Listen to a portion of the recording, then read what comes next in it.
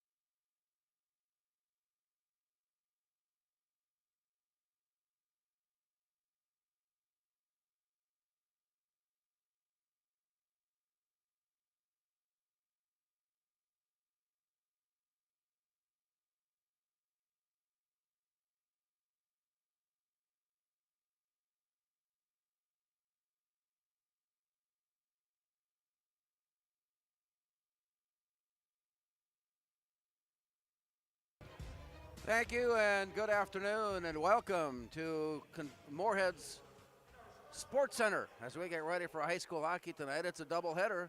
We've got two great games coming your way as you listen to the Spuds tonight. First of all, in girls play to take on Andover and the Huskies. Andover, the number one ranked team in the state of Minnesota with 18 wins and 3 losses. And then that'll be followed up by the boys contest as the Spuds take on Warroad.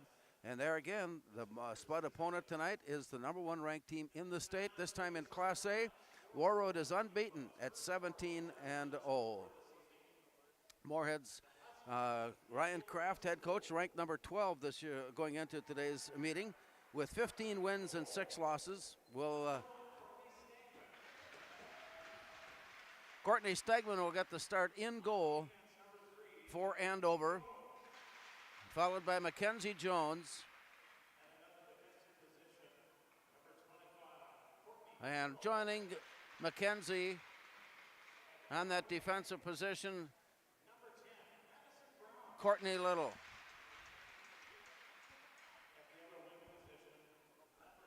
Joining the group is Madison Brown on one wing. The other wing is Isa Getto.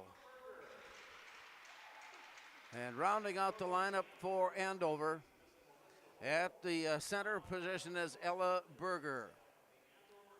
So Courtney Stegman will be in goal today for Andover as they have found themselves on the winning edge of 18 games so far in 21 played. As we get ready for more introductions here, the Spuds line up in their brilliant orange jerseys with black over the shoulder and black helmet and pant as the small Spud fries are being introduced. And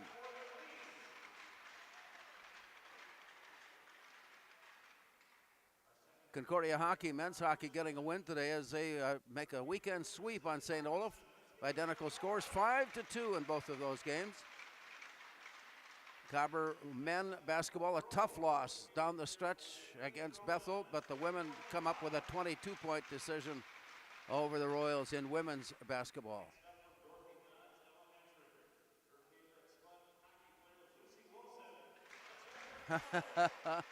The youngsters that are out there are holding Spud flags and then being recognized for their favorite Spud player. And so with that, we're getting ready now to meet the Moorhead players. Moorhead averaging 4.2 goals against, giving up an average of 2.2. Their job cut out for them today finds them taking on the Huskies of Andover as they score an average of 5 goals a game and give up an average of 1.3. Olivia Dronen and Kate Kozabad starting defensive pairs for the Spuds here today. Bria Holm will be on one side, and on the other side, Annie Krieg. So it's Holm on one side, Krieg on the other, and Olivia Corton will center those two as we get ready for play here this afternoon against the Andover Huskies. And take a look at how this play will go. We will return and drop the puck and have the start of tonight's game after this timeout.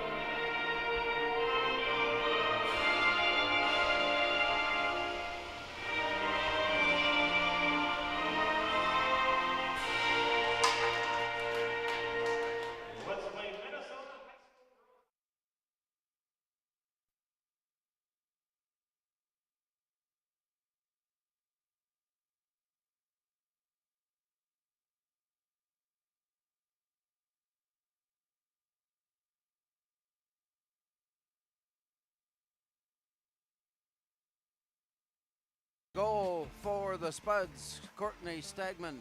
In goal for Andover here this afternoon. Spud girls and Spud boys basketball teams taking tough losses against some of the best competition in the state of Minnesota. Girls losing at home to Rogers while the boys were playing basketball at St. Michael Albertville, but their opponent was Minnetonka. And so it's up to the girls hockey team and later on the boys hockey team to right the ship here this afternoon as we enjoy Spud Sports right here on 970 WDAY. Courtney Stegman, as we mentioned, in goal, and Taylor Crescent in goal for the Spuds.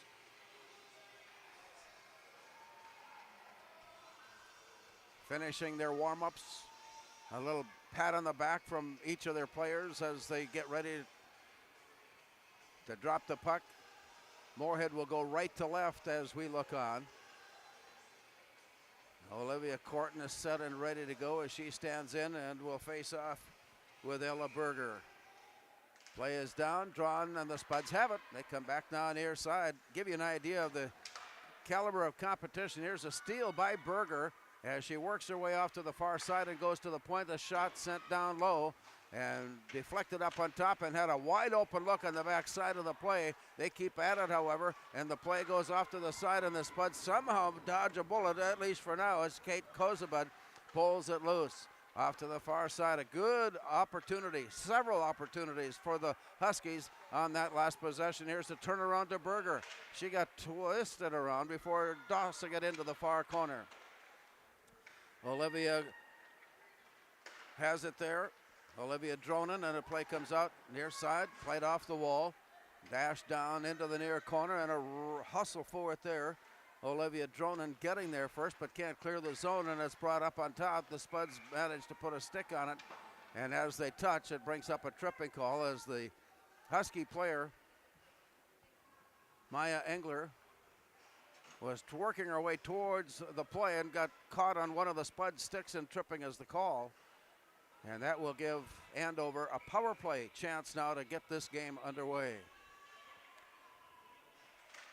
And it comes out to the near side with Maya Engler, sending it off all the way to the far corner, up on top. Spuds put a stick on it and slow play down. Nice defensive play by Ella Holm. Back up on top, it goes off to the far wing, and here's the look. Walking her way in. Long play, come out. Moorhead's penalty on Bria Holm. And play gets all the way back up ice. Into the far corner for Callan Mumm. Deflected away. Huskies work their way towards and send it off rink wide. All the way down, turning the corner, wind up in a shot, just missed wide. And again, a good look at an open goal mouth before the play goes down low. Sent back up on top. Here's the ricochet. Spuds reaching for it. Can't clear the zone. Now send it out, and it's kept in. And played right back out to Berger and working her way down low and into the corner.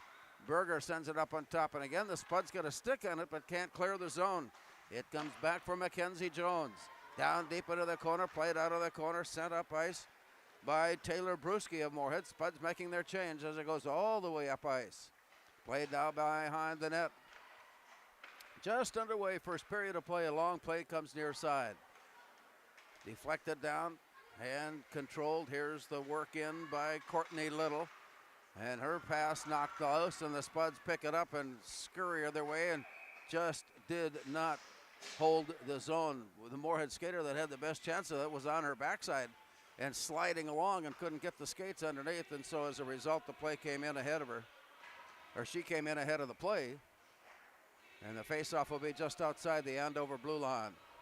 24 seconds left on the Moorhead penalty as it's drawn off to the near side. We started to mention that to give you an idea of the caliber of the competition. Andover last night with a road trip to the North Country defeated Warroad. 8-4 was the final there. Andover 8, Warroad 4, girls hockey. So this Andover team certainly capable of scoring goals, and they have scored goals at an average of more than 5 per contest. Now they'll find themselves for about 12 seconds getting even up, and then we'll give away a skater. A penalty on Mackenzie Jones. Play to the near side. Puck is dropped, sent up on top, work off to the far side. Here's Olivia Corton's pass down deep into the corner and played around all the way behind the net and off to the far side. Moorhead is at full strength. Moorhead's on the power play. As they work it in, it goes off to the far side and then down deep in the corner. As they set it up, the Spuds getting a stick on it and poke it loose. Working the way, here's a pass near side. Taylor Bruschi wanders her way in, stick handles her way loose, shoots, and it's that blocked away. Stegman with a great save on a shot that was come right again. Off to the near side, Spuds set it up again as Bria Holm sends it along the wall. Deflected and chased down into the corner, and from there Olivia Corton trying to pass it up on top with 13:26 to go. Play continues on up against the wall and behind the net. Squirts off to the far side. Play from there, dished back into the corner, and a collision there for a moment. Ella Holm backing her way in on the play. The Spuds come up with a near steal before it's lifted up and out of the zone. This one comes wobbling all the way up ice, and from there, Taylor Crescent steers it right back out to Taylor Bruschi. She's at center ice, got turned around. Play comes back to Haley Melquist, and Melquist chasing the puck down, leaves it there alone, where it's lifted out by Taylor Bruschi and sends down. 33 seconds left on the Moorhead power play, but the play coming out of the center ice area is called for icing, and that puts the draw back in the Moorhead zone near side. Just underway, early seconds of play, 12:40 remaining in game one of our hockey doubleheader. Play on the near side, drawn down to the corner. Spuds pick it up. Olivia Dronen ringing the rink, and it goes off to the far side. All the way in from the far corner back to the near side. Spuds track it down, try to steer it out to the point. Don't get anything on it. It's stolen away and skating shorthanded. Andover is able to clear the zone without penalty. Clock is running down. Time will run out, and the Spuds and the Huskies are back at even strength with 12 remaining. Andover back at full strength. Melquist on the near side waiting for the loose puck, and it comes all the way to the corner before it's rung around.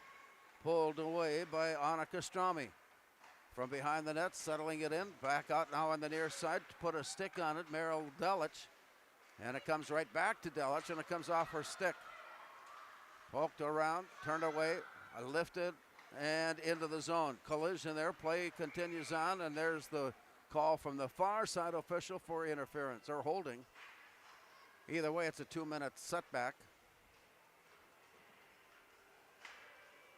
Let's see who is being whistled down. It is Moorhead with that call. Olivia Dronen will serve the next 2 minutes at side ice.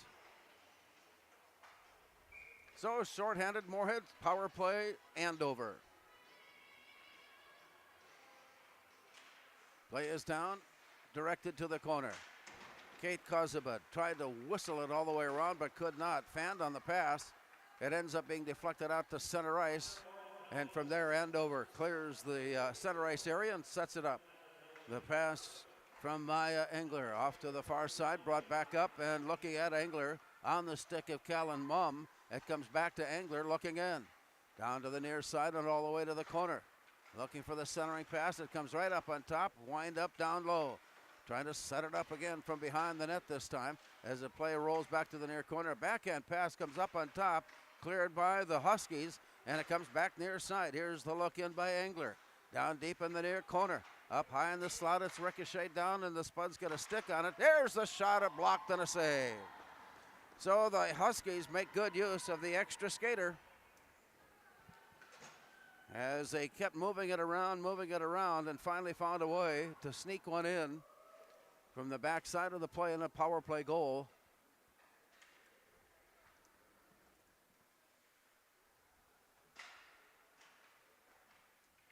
.509 correction, 5:09 time of the goal. And it's 1-0 Andover. Loose to the far side, now back up ice, and a centering pass got away at the whistle blew. And once again, the Spuds will find themselves shorthanded, I believe. It looks like Taylor Bruschi will come near side. So another special teams opportunity for the Huskies, already on a power play goal to lead it 1-0. And we'll have the extra skater here with 10:41 to go in the period. Play is down and drawn to the far wall. Backhanded to the corner. Spun back near side and all the way near corner. From there, the collision. Up against the wall, Andover to pull it away. Walking away up high in the slot, feeding it back. Here's a windup and a shot. Glove save made by Crescent. And it goes off to the far corner where Andover clears it. Here's a walk-in attempt. Deflected to the corner, and play goes behind the net. Then back out to the corner and all the way out to the point. Pulled in by Nora Sauer. To the near side, it's up high in the slot. Here's Sauer, wind up and a hard blast shot. Glove save made by Taylor Crescent.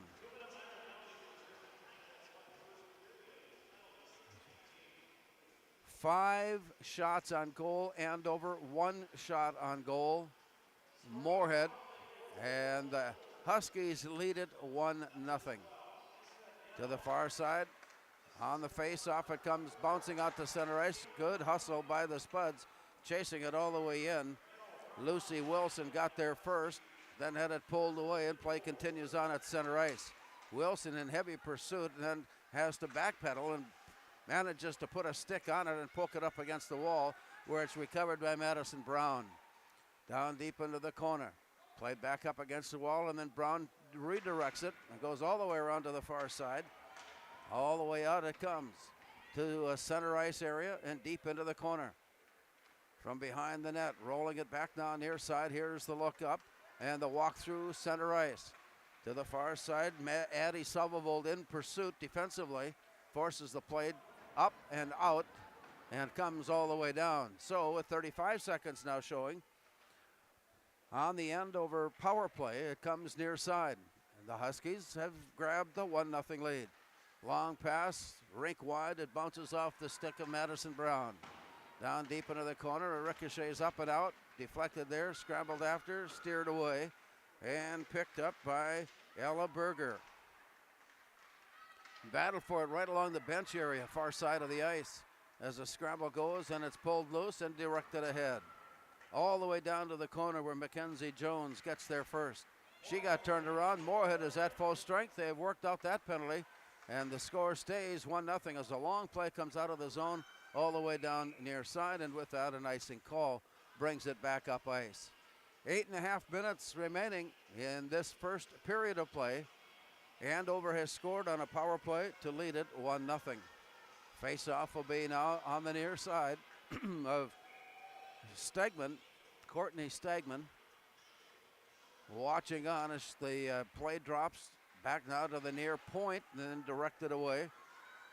Scurrying after it, picked up by Kelsey Clute and off to the far side. The play now to Bria Holmes, centering pass got all the way through, slipped it in behind Annie Krieg, moving in. The return comes near side as the Huskies send it up and it's bounced off. They'll make a line change here, and as it clears the end line, that stops play. 8:03 remaining. First period in game one of our doubleheader. Andover has a 1-0 advantage. Came into the game today with 18 wins and 3 losses, including an 8-4 win last night in Warroad. Play out to the point. Wind up, shot blocked, and then scooped off the ice by Stegman.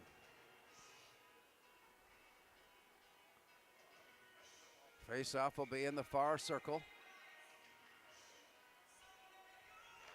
And play down. Deep into the corner.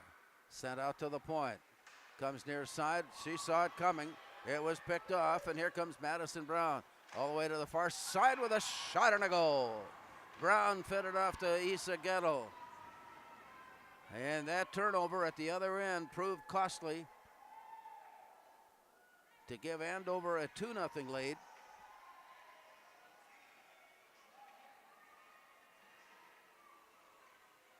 (9:14) the time of that goal.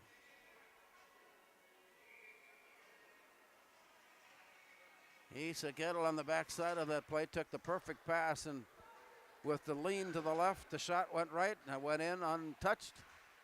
2-0 Andover. From behind the net now, working it off far side. Long play out, deflected. At center ice played, backhanded down low. Steered off to the far side. Backhanded up on top to the point for Isa Gettle. Has it pulled away. Here come the Spuds. On the walk up, here is Ella Holm. Sends one wide, and it ricochets all the way out of the far corner, out near the point. That pass intended got deflected up and lifted out to center ice. The Spuds in pursuit of it. Stick handle it away. It comes back to the near side. Here's the walk across now by Olivia Corton. And to the far side, taken back by the Huskies. 6-2 shots on goal advantage Andover. 2-0 scoreboard. Here's a centering pass. Shot blocked and knocked away and then recovered. Stagman with a pad block on it. You could hear the thud as it hit the pad and then into the glove. A clean save by Stagman keeps it at 2-0. Best scoring opportunity the Spuds have had early on. And it's 2-0 Andover.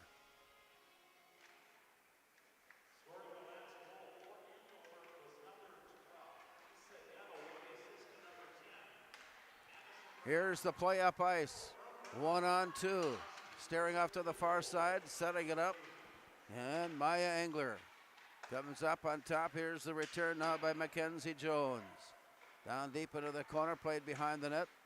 Deflected and back out to the point. Wind up in a shot from there, steered away. That blast from Courtney Little. It comes rolling out of the zone, and the Spuds pick it up at center ice. Tap it ahead, they'll change. Now we're having a call to stop play with 6:07 showing.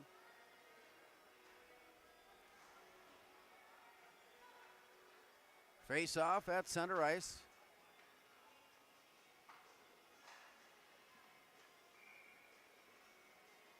I'm guessing that it ended up out of play before play had resumed, and so with that, the face off at center. Picked up by the Huskies. Down deep in the far corner, walking her way in, it comes loose. Tapped out of the zone to center ice and through all the way far side. And backhanded out, thrown back in offside. There were 3 Spuds players already in the zone. That's waved off now as the play comes back by, and now the Huskies are offside. Play just a little bit off timing at the blue line.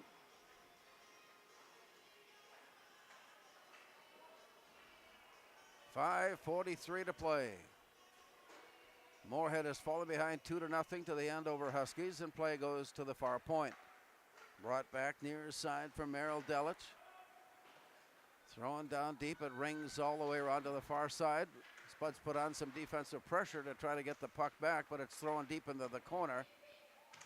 And now the Spuds again putting a little pressure on it from Kate Kozabud before it's sent loose and played off to the far corner and brought up along the wall and back down near side. Here's the look in by Delich. Her shot blocked away to the near corner. They battle for it there. The Spuds reach in and stick handle it, but then has it pulled away. Here's the look in by Ella Berger. Her shot blocked right back out into play by Taylor Cresson. All the way back up ice. Spuds are changing. That allows Andover to go back and pick it up cleanly and bring it near side. Here's the touch pass ahead. Working it around, backhanded down deep into the corner. Spuds getting a stick on it. Played by Olivia Dronen momentarily before it squirts loose off to the far side. 4:38 to go in the first. 2-0 Andover. Play along the near side, still in control, working her way loose. Wind up in a shot, lifted up, high and wide, and it bounces back onto the ice near side. Out to center. Brewski giving pursuit. Comes back to her and she pulls it in, takes it to the corner, centering pass, wind up, had a good look, but almost fanned completely on the shot, nothing on it. Goes off to the far corner, played back now near side and at the point where Ellie Feeney has it for a moment. Tossed it into the corner, play continues there. Along the near side and now up against the wall. A scramble for the play as they work it loose. It is bounced down deeper into the corner where it's played off to the side by Avery Kasich. All the way rink wide. Long play from there, sent off on a block by Taylor Cresson. Moorhead having some difficulty getting it out of the zone as they face the forecheck of Andover before it's played along the near wall. The Spuds are able to clear it out. Here's Melquist sending it in, and again the Andover defense just throttling the play up the slot. Turned around. Here's a long shot sent on, blocked back out onto the ice by Stegman. Pulled in by Courtney Little, and out to the near side where it's popped up into the air. Scrambled forward, dishes to the near corner. Spuds in pursuit along with Courtney Little of Andover. It pops loose and it comes out on the near side, picked up by Nora Sauer, and it goes rink wide.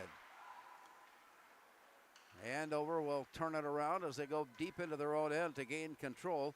Picked up by Avery Kasich, and it comes back out along the wall. Spuds keep it in the zone, however, as Addie Sullivan ties it up momentarily. It comes near side. A long play out of the zone. It comes all the way down. It comes all the way past the end line, and that's an icing and brings the play back into the Andover end. 8-4 now, shots on goal. Andover with that advantage as well as the scoreboard at 2-0. 2:35 remaining. We have a special guest that will join us at the end of our first period tonight, as Amber Ferry has she and some other members of the Moorhead and Fargo community have some things that need to have attention drawn to, and we're looking forward to that. Play in behind the net, comes rolling back now near side.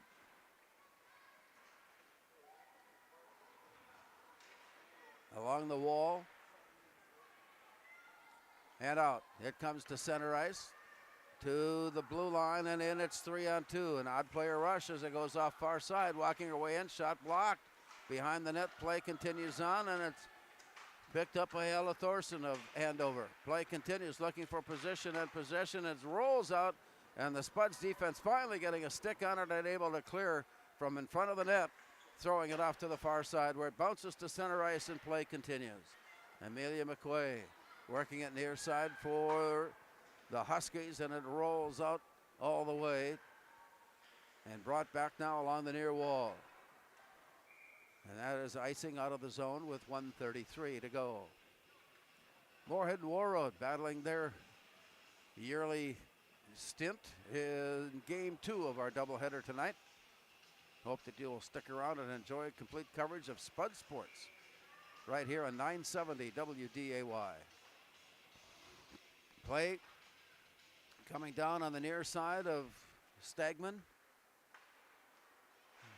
Spuds backpedaling it away, gave some position off, but picked up. It's sent rink wide, and play continues on as the Spuds take it back. Long pass along the far side for Taylor Brewski. She's worked off the play, and she will go for tripping. She reached in for the puck and ended up tying up the skates of that Andover player, and Brewski draws the third penalty for the Spuds here early on. Tripping is the call, and she knew it right away as she had reached in for the puck and caught the skate and tripped up the player. Ella Berger with the extra skater now, settling in as instructions are being given to the wings. Drawn back to the near side, and at the point looking in, Maya Engler. Looks down low, puck deflected up and away. Back along the near side as they work it loose. Ella Berger sends one down low. Here's a shot blocked down, and looking for the loose puck. It got behind the net. They were looking for the goal. 1 minute to go, no less. To the near side, down deep into the corner. From behind the net, wraparound shot. There's a block and a shot and a goal. Power play goal coming up for Andover, making good use of that extra skater here early on, and has grabbed a 3-0 lead on the Spuds. 16-18.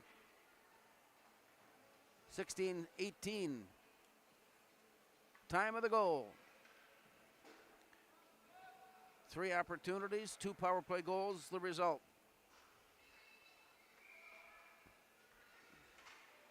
As we have seen some excellent positioning and skating by Andover, certainly recognizing why they are considered the top team. Play to the near side. All the way to the far side, Ellenberger getting that power play goal. Running down now from 22 seconds. Long play up. Spuds catch up to it behind the net. Quick turnaround. On the near side by Anna Kostrami.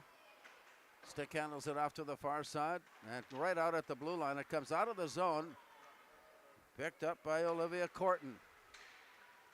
She got turned around along the wall, far side as the horn sounds. So, one period has been put away. And as we take this break, we remind you, you're listening to the Spuds on 970 WDAY, 93.1 FM. After one period of play, it's Andover 3 and Moorhead nothing.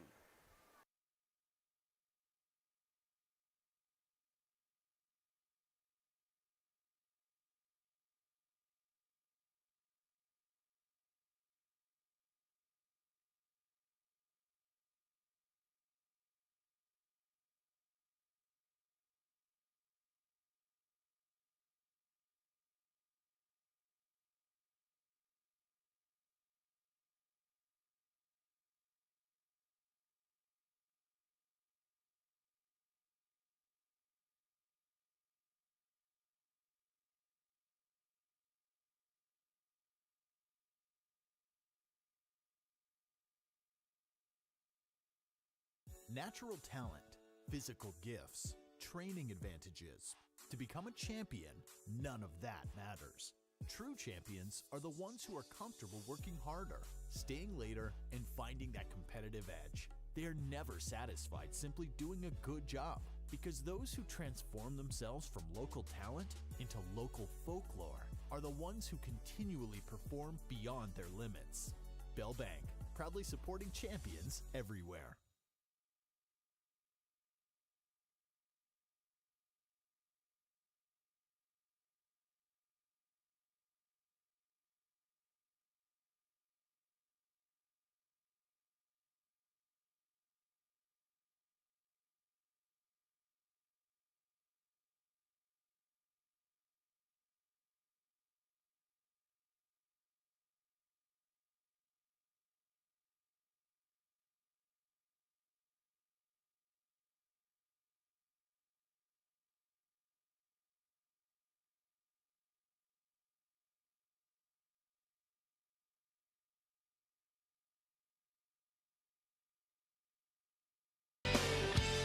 Welcome back to Moorhead Sports Center as we have played one period of girls hockey tonight against Andover, and the Huskies have capitalized on their power play opportunities to lead the Spuds by a count of 3-0. The Spuds have found more than their share of time in the penalty box in that first period. Well, as most of us are aware, whether it's by personal happenstance or by the fact that we maybe just kind of know somebody along the way, there are some things going on in our daily lives that are affected in a very severe and sometimes disastrous way. And Amber Ferry is here to talk a little bit about M3, and we're going to get an explanation on that. And it involves, without any further ado, it involves suicide and all that it does about our youngsters today. Yeah, thanks for having us, Larry. M3 is an initiative we started 3 years ago for Moorhead Youth Hockey families and participants. The goal of M3 is to raise awareness, eliminate the stigma, and connect resources around mental health. So certainly suicide is a part of that. I think it's bigger than that. It's sports psychology, it's confidence, it's being a good teammate, all of those things that kind of go into not the physical side of the game, but everything else that goes into being a good hockey player and really ultimately a good person. When we take a look at what has happened in recent years, and I'm using that very loosely, it just seems that this is becoming a bigger problem than maybe at any time ever. Yeah, I think it is. The statistics would tell us that it is. I think right now suicide is the second leading cause of loss of adolescent kids. Unfortunately, Fargo just had a fifth grader that died by suicide this week. And so when we think about what we're doing at Moorhead Youth Hockey, and we're starting very young, statistics show us that as young as 8, kids start losing confidence in themselves. They start having feelings of self-doubt. And so really part of the program is talking about feelings, having that trusted adult, understanding how to communicate your feelings with the trusted people around you. Maybe it's a family member, maybe it's a coach, whoever that may be. So this is just a part of life. You don't take swimming lessons when you're drowning. We don't want kids to learn about mental health when they're in crisis. We want this to be an open conversation with the trusted people around them, and we want this to just be part of their life as they grow up, so they feel comfortable talking about it, and we never have to go through, a suicide or any traumatic crisis type events around mental health. What what has prevented this pursuit that you guys are undertaking to eliminate the problem? What's prevented in the past? Yeah, nobody wants to talk about suicide, let's be honest. It's not a fun conversation. It's a scary topic. Some people think if you talk about it, it's going to happen, which research would tell us that's not the case.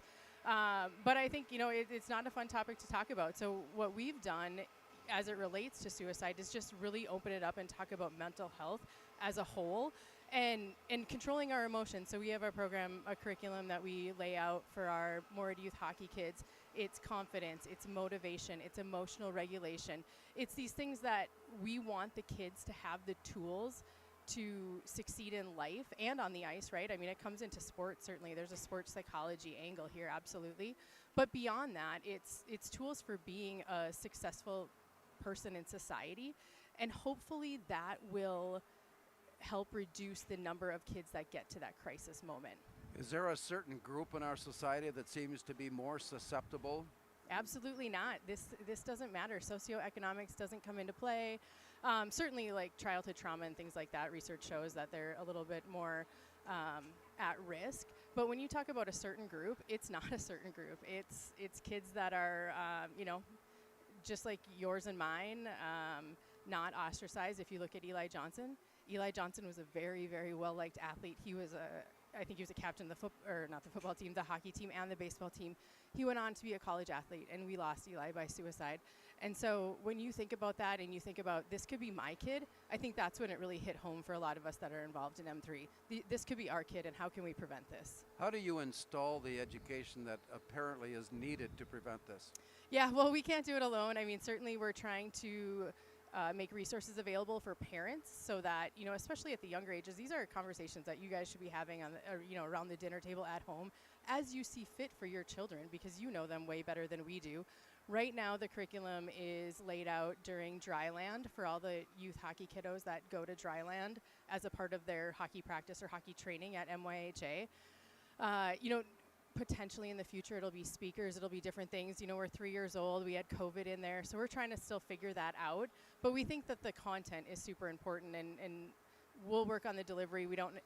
I will say we haven't exactly ironed that out yet. We don't know how that'll look in the future.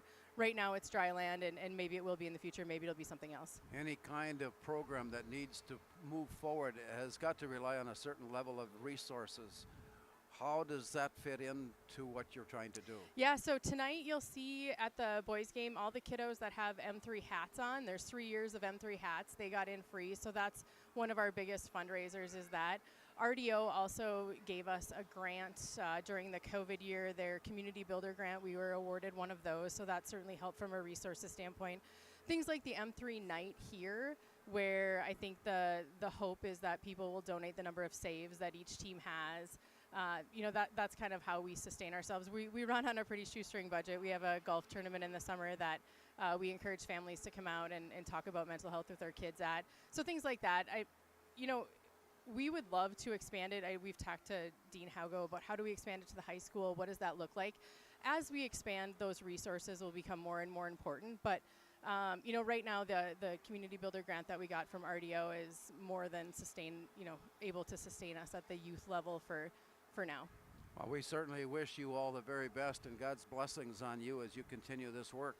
It is something that you will find greatly rewarding at some point. We do. We have a great team, and like I said, we're just trying to open up the conversation, give people the resources that they need, and hopefully we can, better everyone's life is the goal. Our thanks to Amber Ferry for being with us and joining us and bringing us up to date on M3. I hope that everyone who has been a part of this tonight will consider it in your future as to how you handle certain situations and how you work with the young people, especially the young people in today's society.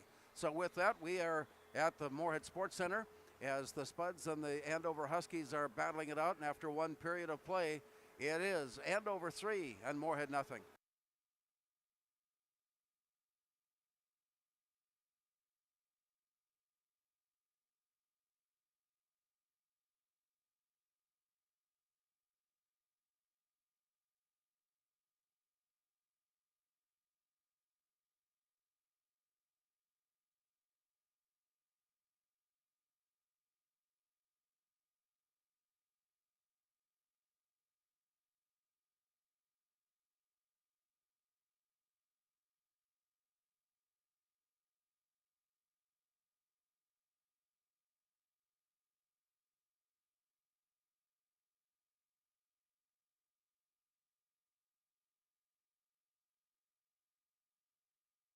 Natural talent, physical gifts, training advantages.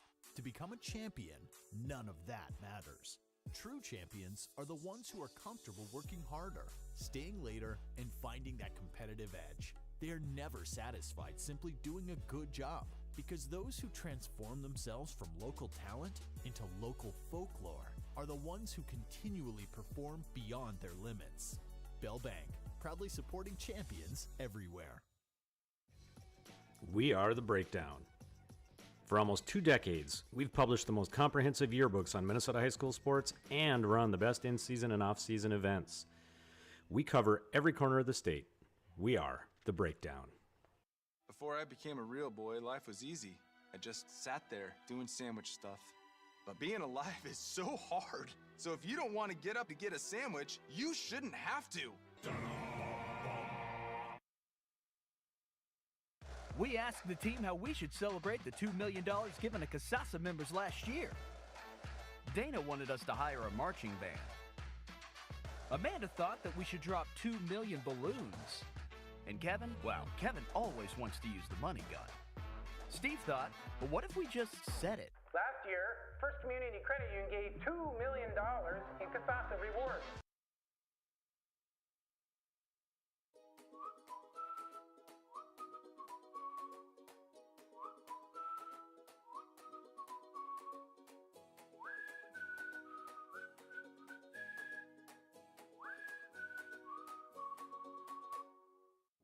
Revive Professional Massage Therapy Clinic. Locally owned and operated. Open 7 days a week, day, evening, and same-day appointments available. Couples massages also available. 20 highly trained professional licensed massage therapists on staff. Now with 2 locations, South Fargo and Detroit Lakes. Offering online booking and online gift certificates. www.reviveprofessionalmassage.com.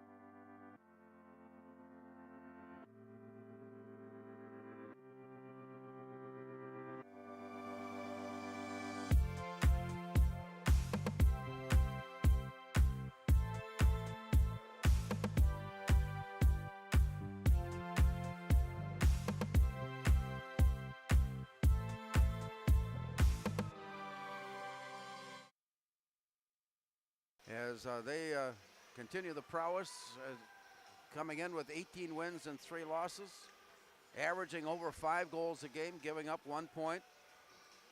And so the job certainly a tall one for any opponent, including last night's opponent, Warroad, who is consistently one of the top teams, not only in boys, but also in the girls hockey division in Class A. So we'll take that all into account as to what we're watching here tonight. That's a pretty good Andover hockey team.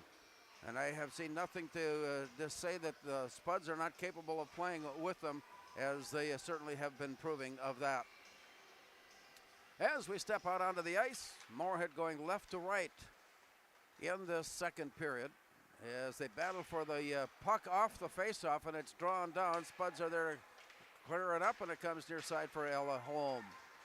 Tipped up into the air, scramble there, rounding into the play, and it comes loose. Sent rink wide now, and the play goes down low right up on top, and it comes flying all the way to the near side. From behind the net, tapped away, scrambling to the corner. And along the near side, it comes loose once again. Up against the wall and out to center. Here's the scramble forward. Spuds in pursuit, but it's picked up by Mackenzie Jones, and play goes off to the far side. Long play on the return. It comes to the blue line, now walking her way in. The shot blocked away, Taylor Creston. Nifty move, first of all, by Andover to get loose and have the play develop right out in front, and then to put the shot on and to see Taylor Crescent come up with the save to keep the game at 3-0. Face off now, near side, down deep into the corner as they settle in. Maya Engler for Andover. Instructions given. She steps back in and play is underway. And it comes out to the point for Callie Mum. All the way around to the far side. Callan Mum chasing it to the corner. Lifted up and turned back in. From behind comes near side. Spuds trying to put some stop on the play. Come loose and it comes out near the point. Kept alive by Andover. Tossing it to the corner. It rings around behind the net. Picked up by Nora Sauer. And the play comes back out on the near side. Here's the turn and the look and a pass that just almost cleared the zone and out. But it's kept in play, and here's a centering pass. Shot blocked and away to the near side. All the way down deep into the corner, comes up on top. Spuds putting a stick on it, but it's turned around, and a shot sent on, steered away by Crescent. Busy night for Taylor Crescent in goal, facing the shots from Andover. Out to the far point, brought back to the near point. Here's the look in by Callan Mum. Down low, and it's blocked away. Spuds come in, and the loose puck goes behind the net. A battle for it there. Players go down. Puck is loose, tied up along the boards, and brought back down near side as it's lifted up and out of the zone, and that'll take the pressure off. It will stop play. And with 14:52 to go in the second, no further scoring as Andover continues to hold their 3-0 advantage. Play comes near cycle. More correctly, the near circle. Puck is down. Drawn off to the side by Ella Thorson of Andover. Played to the corner. Spuds track it down, working their way out of the zone, and it comes all the way up and out. That's going to set up icing. Spuds were trying to connect on a rush up ice, but it just misfired and went long, and so that icing call brings it back into the Moorhead zone.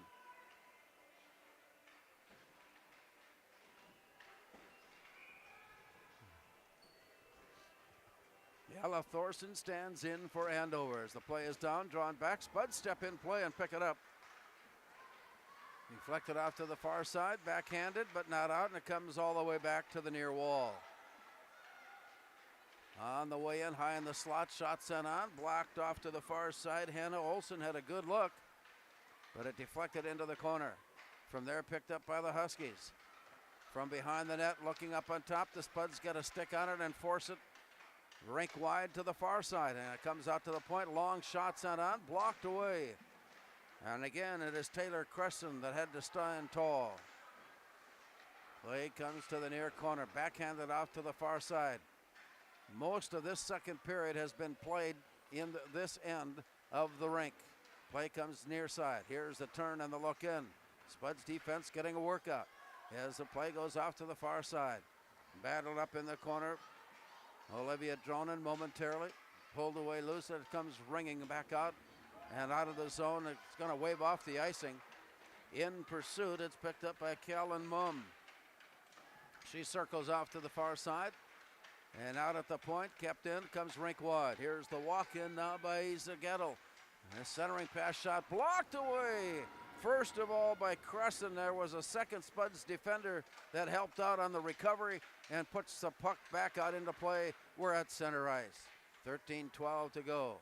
And across the blue line and in, wind up in a shot, got blocked up and away. That was headed for the pipe, and it got rebounded up and out of to the far side. Brought back down near side. Here's the walk-in up high in the slot. Spuds put a stick on it and steer it away. Players are down on the ice as they try to separate and resume play. All the way up ice, it is deep into the corner. Spuds set it up. Turn, look, shot, block, save, Stegman. Courtney Stegman hasn't been called on often early on, but she's been tough in net with those shots coming her way. As we take a look at the numbers, Moorhead with 5 shots on goal, so 5 saves recorded. And meanwhile, Andover has put 18 shots on goal, 15 saves. Play out to the far point. Deflected down, backhand pass out. Spuds in pursuit. Managed to get a stick on it, but can't clear it clean. And it comes near side as Samantha Angelotti comes near side. Up against the wall. And it's pulled in by Maya Engler, away from her, and it comes back out to the near side. Tracked down and back into their own end. The Spuds are forced to backpedal against the forecheck. And as they work it out, it's deflected up. And here's a wind-up and a shot blocked away by Crescent. Rebound off to the side. Heavy pursuit by the Spud defense to get back in place just in time, but play continues on. And again, the Spuds overskate. Here's a shot, blocked, save, recovered, save for Taylor Crescent. Attacking the net, and in a heavy effort to make something happen. Taylor Crescent comes up big. Spuds trailing 3-0 as they stand into the faceoff. Drawn off to the side.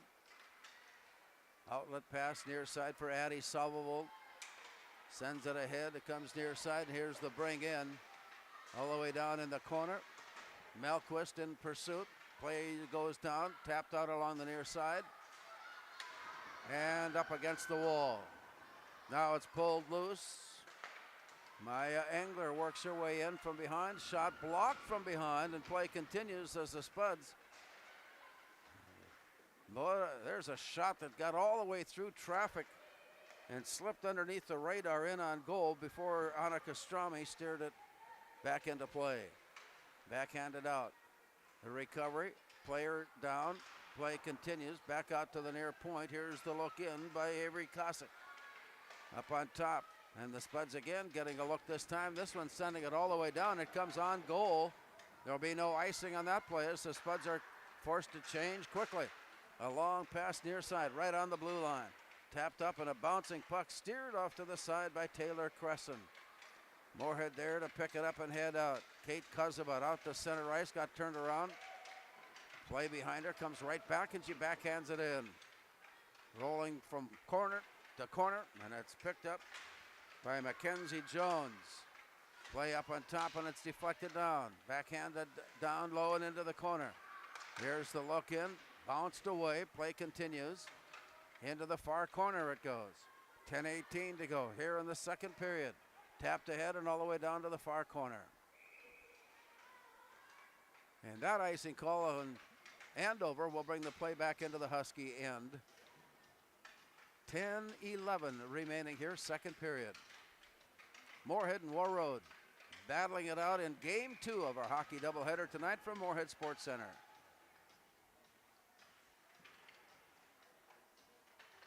Play is down and out to the point. Setting it in. Back up on top, high in the slot. The long shot sent on by Annika Strami. And it comes out of the corner, bouncing all the way out. Moorhead in pursuit. Managed to get a stick on it, but could not control it. And it stays right along the wall. 2 Spuds and 2 Huskies players battling it out, and the Spuds pull it loose.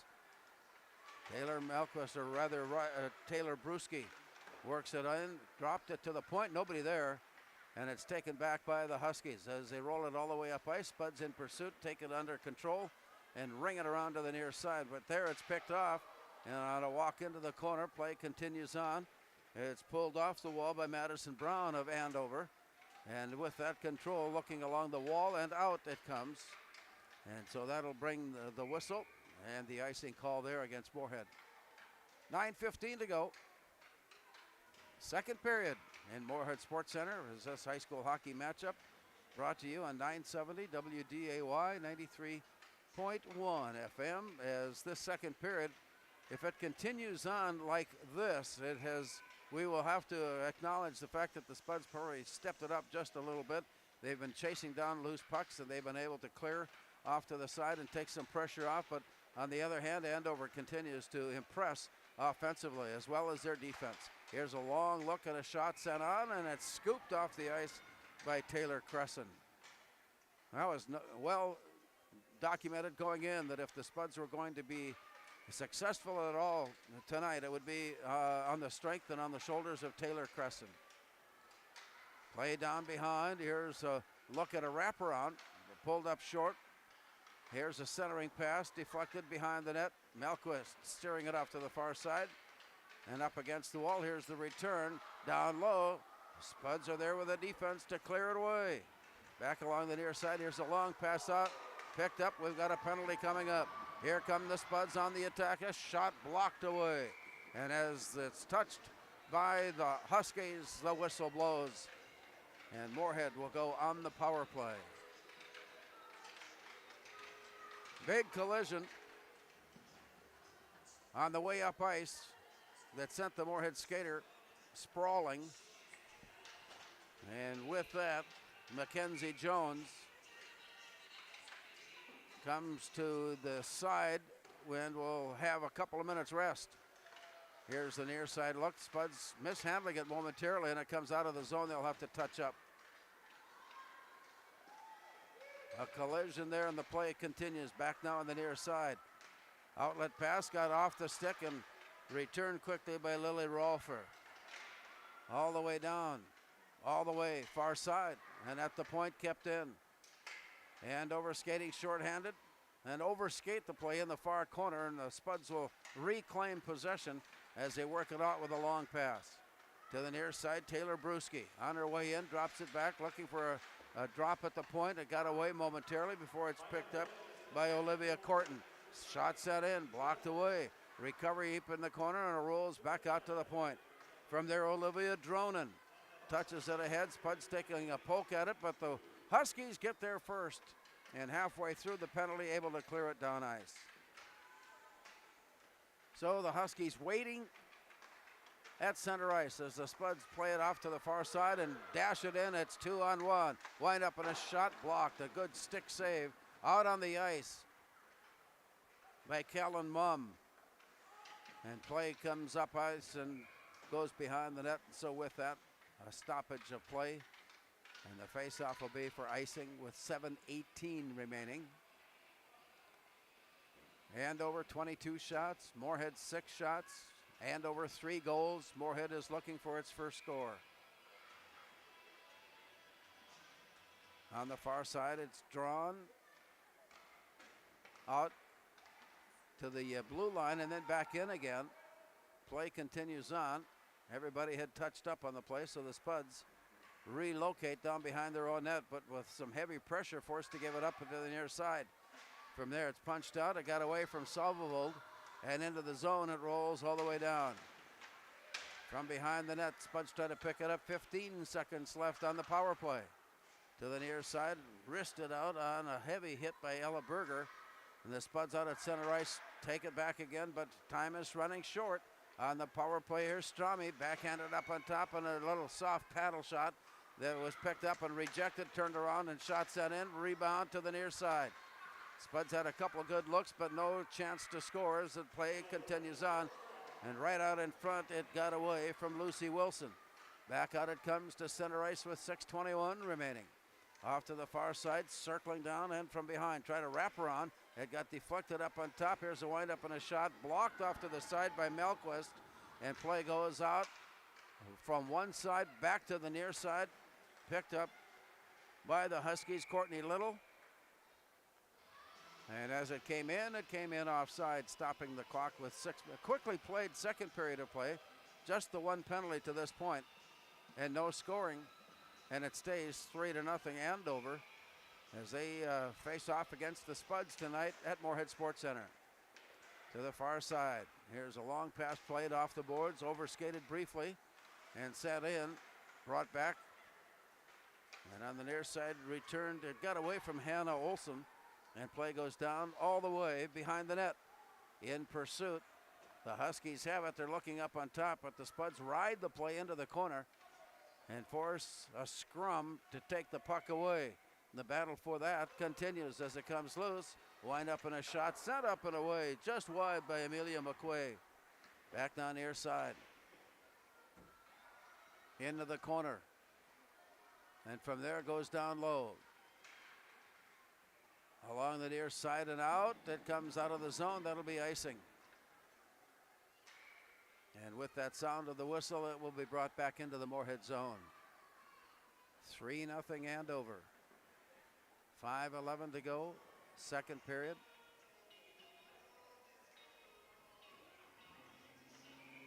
Face off on the near side of Taylor Crescent. Drawn to the near side. Here's a wind up and the look, and the shot blocked off to the side and rolls all the way down, and from behind the net played back near side. It comes out of the zone as Ella Holm works her way in. Hands it off, and here's the look in by Olivia Corton. She circles the net, brings it up on top, and it floats in. It was a deflection.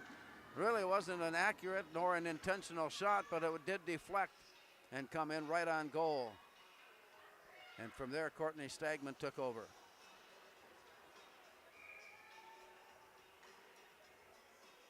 To the near side of Stagman. 4:49 remaining second. Wind up in a shot, Bria. And from there, the rejection, Kate Kozubad steers it down low. A chase in behind the net.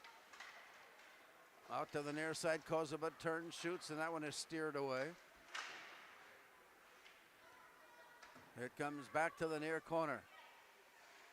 Wind up in a return all the way around to the far side, and from there, Olivia Dronen turns it away and steps down low to clear the zone, and the Spuds are able to keep it in. Here's a back pass shot, and it's just lifted up and away. Rebound, try to slap it in. Deflected behind the net, and play continues. From the far corner, they work on it there, and it's schooled away before it's picked up by Courtney Little. And a long pass from out at the point turned into traffic, and it comes right back out. Spuds chase it there, and they can't quite keep it in. It wriggled down. Olivia Dronen had it in the zone, but it came out of the clothing basically and back into play. Spuds pick it up and come right back up ice. Here's a wind up by Taylor Bruschi. Left the rebound down momentarily, but Courtney Stagman steered it off to the side. 3:32 remaining. From behind the net, the look. And played back by Courtney Little. Clearing pass comes out near side. Play comes in with that icing pass. And the faceoff comes back into the Moorhead end. 3:11 remaining. Second period of play tonight at Moorhead Sports Center.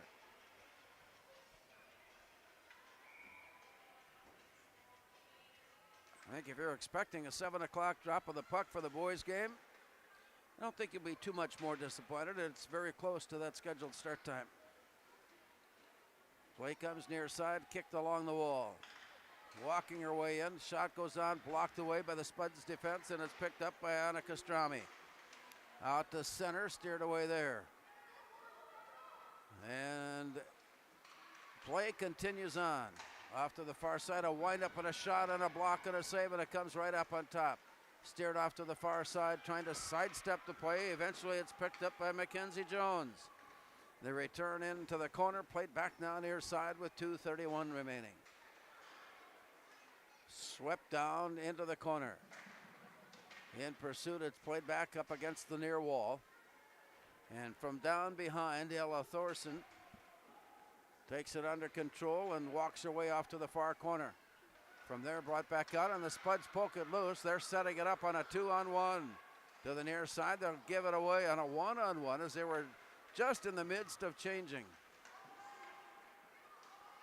And the change will continue on as the play will be, they had delayed. Here's a pass out and in, and a shot goes up and away. Spuds again had a good look. And with 1:49, however, the score remains 3-0. Andover has the lead.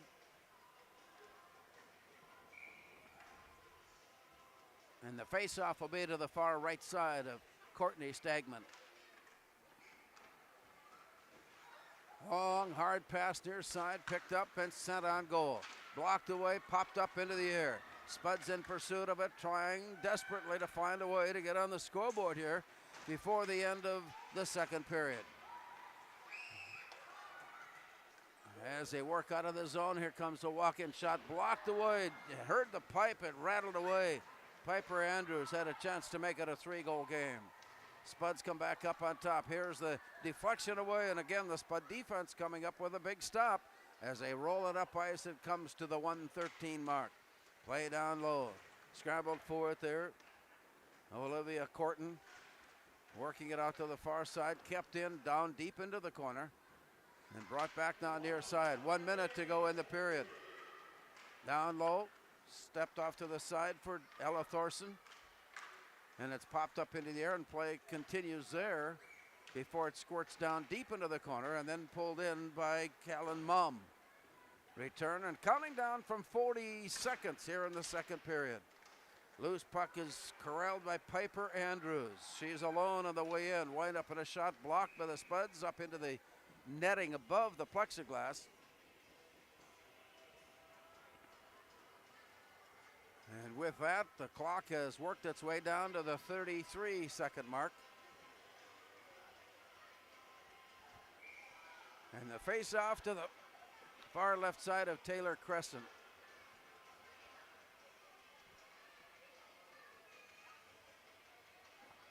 Taylor Brewski enters and joins the face-off. Draws it back. Here's a centering pass that blocked right out in front. Spuds pick up the rebound, work it to the near side, and send it out of the zone. The play comes on a return pass. Carries it behind the net where Kate Kozabud steers it back now near side. Loose play, tapped out of the zone. It comes rolling its way through center ice. Mackenzie Jones takes it under control. Sends it off to the far side, and that takes us into the locker room. There's been no further scoring. After 2 periods of play, it is Andover 3 and Moorhead nothing. Before I became a real boy, life was easy. I just sat there doing sandwich stuff. But being alive is so hard. So if you don't want to get up to get a sandwich, you shouldn't have to.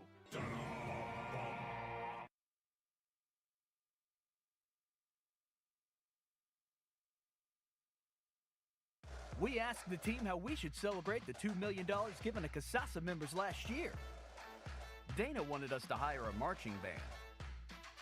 Amanda thought that we should drop 2 million balloons. And Kevin, well, Kevin always wants to use the money gun. Steve thought, well, what if we just said it? Last year, First Community Credit Union gave $2 million in Casasa rewards.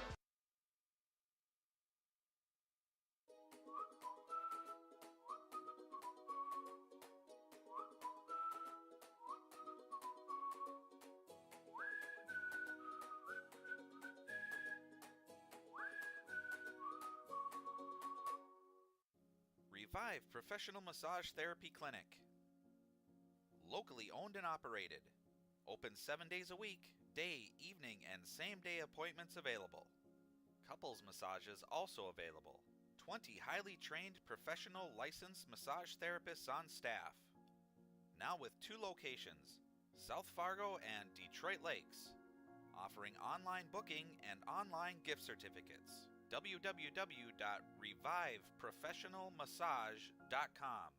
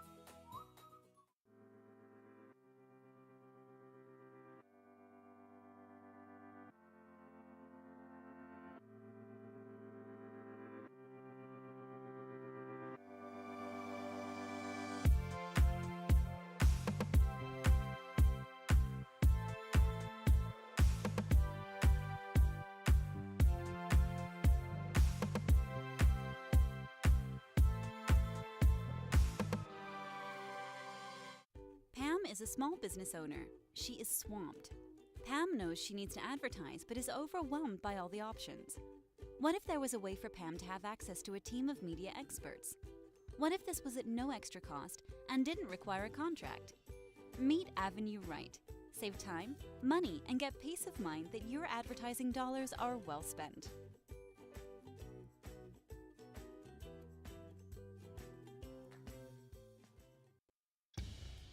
Boss DXT snowplows are tough to beat.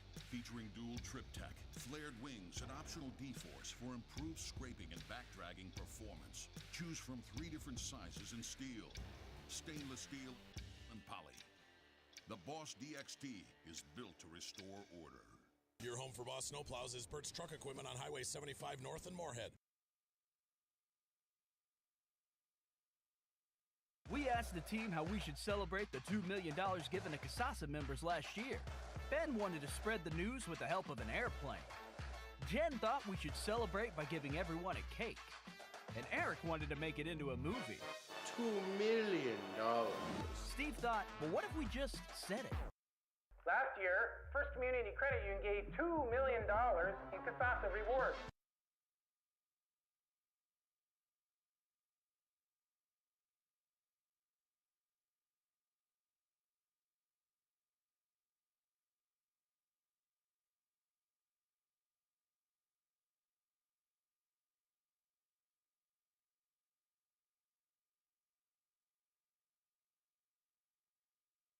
Valley Alignment and Auto Repair has provided the FM area with vehicle service and repairs since 1978.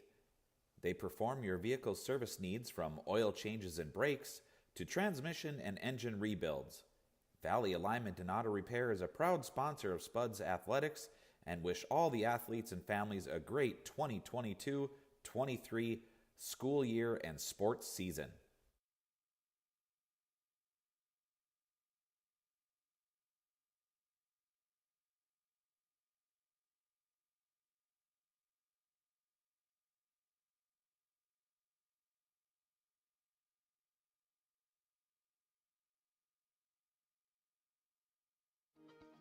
To show up to work every day, it's not a job. It's not just a paycheck. It ultimately is a way of life. And to add that extra smile in someone's day is what gets me to work every day. And in return, to just receive those smiles and those thank yous or those squeezes of your hand is so meaningful. And it really brings me back every day.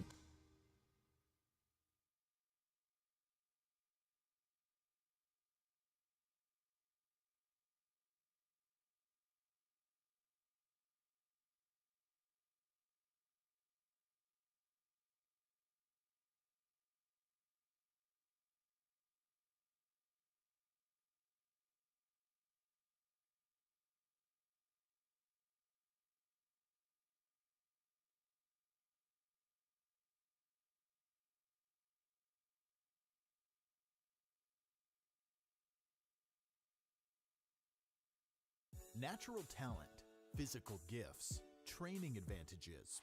To become a champion, none of that matters. True champions are the ones who are comfortable working harder, staying later, and finding that competitive edge. They are never satisfied simply doing a good job, because those who transform themselves from local talent into local folklore are the ones who continually perform beyond their limits. Bell Bank, proudly supporting champions everywhere. We are The Breakdown. For almost 2 decades, we've published the most comprehensive yearbooks on Minnesota high school sports and run the best in-season and off-season events. We cover every corner of the state. We are The Breakdown. Before I became a real boy, life was easy. I just sat there doing sandwich stuff. But being alive is so hard. So if you don't want to get up to get a sandwich, you shouldn't have to. We asked the team how we should celebrate the $2 million given to CASASA members last year. Dana wanted us to hire a marching band. Amanda thought that we should drop 2 million balloons. And Kevin, well, Kevin always wants to use the money gun. Steve thought, well, what if we just said it? Last year, First Community Credit Union gave $2 million in Kasasa rewards.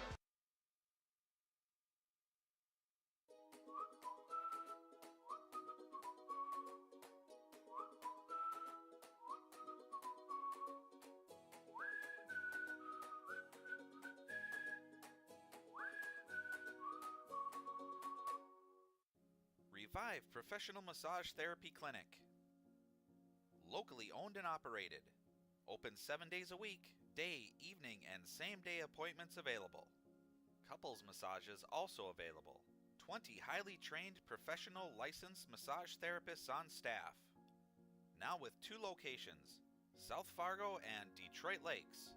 Offering online booking and online gift certificates. www.reviveprofessionalmassage.com.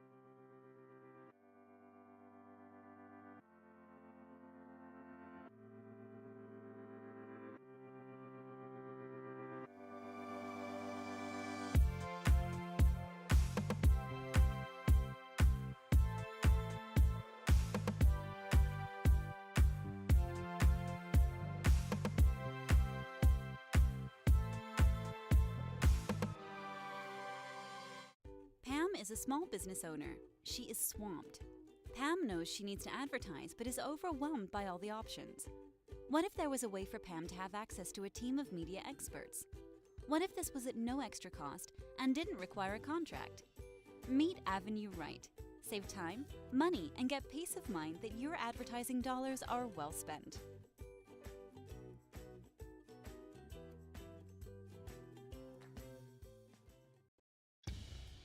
Boss DXT snowplows are tough to beat. Featuring dual trip tech, flared wings, and optional D-force for improved scraping and backdragging performance. Choose from 3 different sizes in steel, stainless steel, and poly. The Boss DXT is built to restore order. Your home for Boss snowplows is Bert's Truck Equipment on Highway 75 North in Moorhead. We asked the team how we should celebrate the $2 million given to Kasasa members last year. Ben wanted to spread the news with the help of an airplane. Jen thought we should celebrate by giving everyone a cake. And Eric wanted to make it into a movie. $2 million. Steve thought, well, what if we just said it? Last year, First Community Credit Union gave $2 million in Kasasa rewards.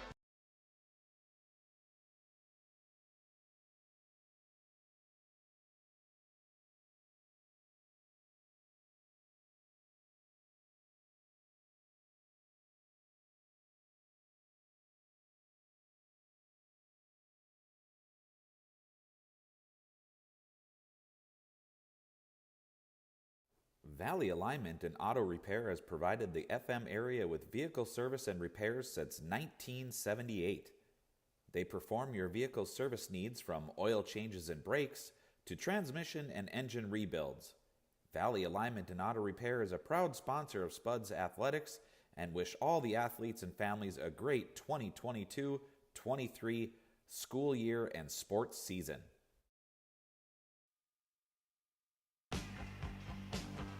Welcome back to Moorhead Sports Center as we get ready for the third period period of tonight's game. The Spuds and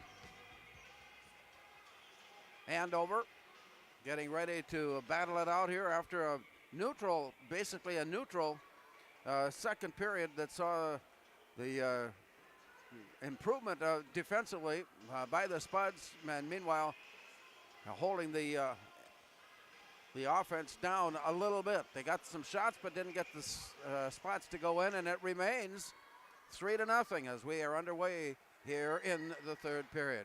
Back down near side as they toss it in. Down low, and it goes behind the net. Played off to the far side, all the way out. Spuds can't clear the zone, and now it comes out, and they do. Here's the playback, and taken back by Andover as they toss it down in. Spuds defending the goal to our right as we look on. The outlet pass, nifty play, and here's the advance in by Olivia Corton. Down low, and here's a shot lifted up high and away. Black down low, chased into the far corner, Mackenzie Jones for a moment. And it's played out to the far side, working her way out. Long underhand pass, directed down. Taylor Crescent plays it off to the side. Long pass out, deflected into the zone. Here's pursuit. Taylor Brewski works her way down low and into the corner. Plays it back to the far wall, and then from there it got turned around, and it comes near side. Taylor Brewski again with it, sending it back out into play, and it rolls out to center ice. Here's a giveaway pass on the near side, walking her way in, a wind-up and a shot, but a good defensive play by Lucy Wilson to get down and not only prevent the shot, but prevented the puck from moving any farther close. And a play comes right back up by stick handling her way through. Play goes up and down, tumbling head over heels. It comes back down near side. Rolling it out to center ice where play comes onto the stick of Avery Kasich and works her way back to the near side. Turned around, Kasich throws it down low. Played by the Spuds behind their own net. Just underway, third period, remaining 3-0. Andover with the lead. Out at center ice. They got turned around quickly, and it throws it down to the far side. Kate Kozabud plays it on a long pass out, deflected right at center ice before dishing it back into play, waiting to come onside. The Spuds are able to reclaim the puck momentarily before it's turned on low. Back now from behind the net, spinning back near side. Up against the wall, and the outlet pass. Spuds have it. They work it off to the far side for Hattie Solvable, and she chases it into the far corner. It's brought back near side, and with 14:37 to go, play continues on here in the third period. It has stayed 3-0 Andover since the first period of play.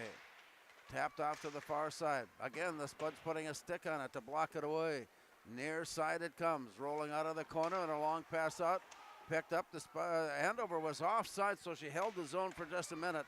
That gave the Spuds time to pick it up, and they come back out and they set it up now. From behind, dished away, ricocheting out. Spuds in the midst of a change give up possession of the play, and it's brought back. Here's the look in by Ella Berger. Berger's shot was up and away. Deflected into the far side. Spuds again getting a stick on it. But up on top, there's a race for it now at center. It's 2-on-2. Here's the milk in by Bria Holm. She taps it ahead and chases it behind the net before it's picked up by Kellen Mumm. Out to the far side, 13:40 remaining. Near side it comes all the way off the near wall. Madison Brown to chase it down and go out of play will not go behind the net. It was intended to go behind the net, but stopped. And it's an icing call, stopping play and bringing the puck back into the Andover end, off to the far side of goaltender Courtney Stagman. Moorhead with a little team conference meeting before stepping in on the draw. Up on top, shot goes in. Back to the near side, deflected out. Moorhead on the turnaround. Sent off to the far side and out. All the way down it goes. Big hit on the far side, no consequence there. Play comes back up ice into the near corner. From there they roll it around the wall, and here comes the Huskies off to the far side. The play by Amelia McQuay. Down low, and it comes to the near corner. Spuds reaching in on it, pulled it loose. Lucy Wilson back to the near side. That was Kelsey Clute, rather, that had a moment of control. And out of the far corner, it's played back up on top. Here's a windup and a shot, looking for the deflection.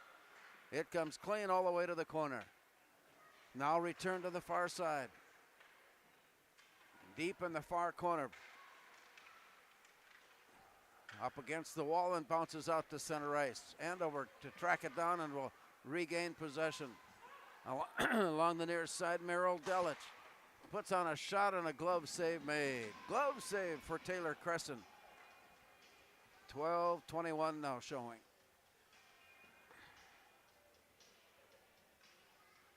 Three to nothing. All scoring has taken place in the first period. Long rink-wide pass blocked down. Ended up with a pass behind the net by Andover. And the rebound deflected off to the far side. Wind up on a shot, and the tap in just missed the open net. Play comes back near side. All the way out. Spuds in pursuit. And it's chased off to the far side before it rolls clear. And we got a whistle to blow. And that'll put the Spuds in the penalty box once again.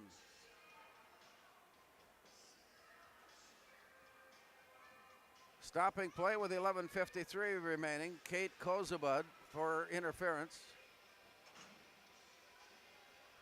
And that is 2 minutes. The Spuds have spent their share of time in the penalty box, and as a result have given up 2 power play goals and trail 3-0. Now the Spuds get a stick on it and handle it out. All the way down. Rolling back now on the near side and out to center ice. Tracing it in, it goes down. Callan Mumm had it for a moment, lost it in the corner. Spuds are there to pick it up. Outlet pass comes all the way down. Spuds using a time-consuming ploy there to send the puck up ice, skating shorthanded. Then go down to challenge it. The forecheck applied by Olivia Corton forces a play off to the far side. On the way back up ice, Ella Berger works her way in to the near corner, still in possession. Berger sends it up to the far point. Wandering her way down, here's a shot blocked and a rebound, shot and a goal. Another power play goal for Andover.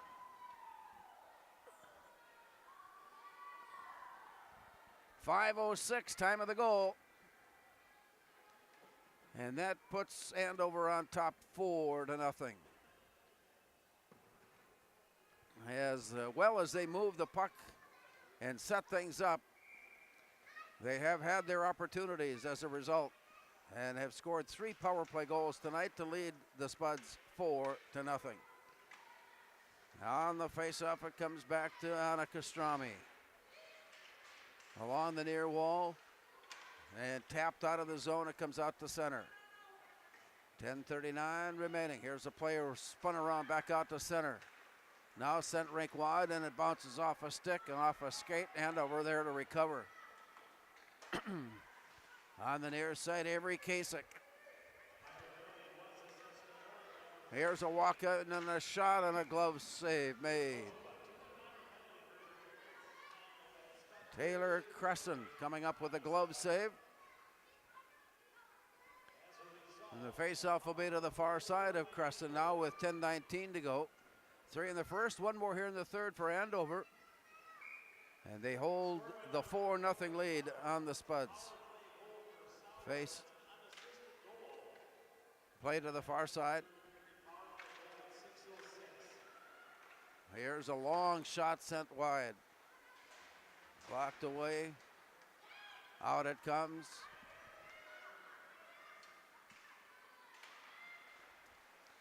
Down low, and it's pushed in on goal and down on her knees, and the glove in place prevented it from sneaking through the 5-hole.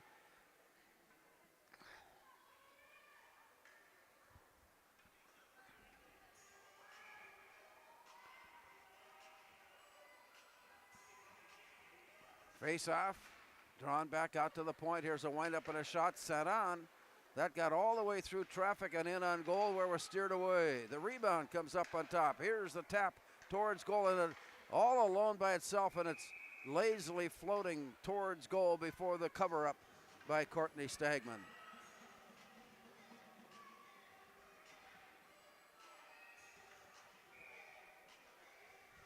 .9:49 remaining. A shot into traffic, blocked away. Sent off to the far side. Bounced away loose and out towards center before it's turned around. Played back, Spuds at center ice. Are touched up on the play and they bring it in. Wandering to the near side and all the way to the wall before Melquist got shut down, and the puck squirts behind her and off to the far side, played then by Merrill Delich. Out of the far side and up against the wall. Working it loose, Andover comes up with the play from behind the net. Cycling and circling and heading out. A nifty move to get up ice. All the way to the near side for Hannah Christensen. She puts that shot right on and the glove save made.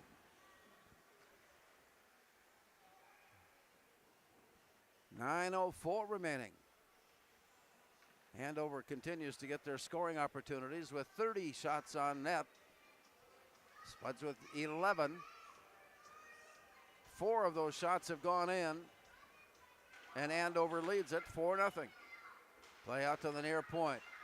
The look in and a block down low. Looking for the rebound. It was close. It was there, and finally Taylor Cresson was able to crawl on her knees and to the floor, to the ice, and put the glove down on top. It was just on the verge of being tapped away from her. And the faceoff will be to the far side of Taylor Cresson. On the draw, tapped away, loose now into the far corner. Scramble for it, battle for it along the wall, comes all the way to the near corner. Tipped up against the wall, and Strami tries to get loose. Bria Holm tries to get loose. And the Spuds are there to pick it up. Here's Kelsey Klote on the way in and got turned around. The puck is pulled away. Walking her way down high in the slot, deflected off far side. Moorhead there to pick up the loose play. Ella Holm for the moment, then had it pulled away. Centering pass, blocked away, shot in a goal. Off the far side, a rebound. Went off to the far point and then into the circle where it was turned around and turned in. And it's a 5-0 contest. This one is even strength. 8:51, 8:59, time of the goal. So Andover kind of flexing its muscles here in the second, or in the third period rather, have added 2 more and lead it now 5-0. Up high in the slot, blocked away, collision there, set out, backed away, tapped off the wall. Moorhead there to pick it up. Walking her way in, Kate Kozabud drops it back. Here's a windup and a shot, rebound, swept away to the far side. Turned around and sent right back into traffic before the Huskies are there, and it's worked near side. On the stick handle of Amelia McCoy, and it's sent rink wide.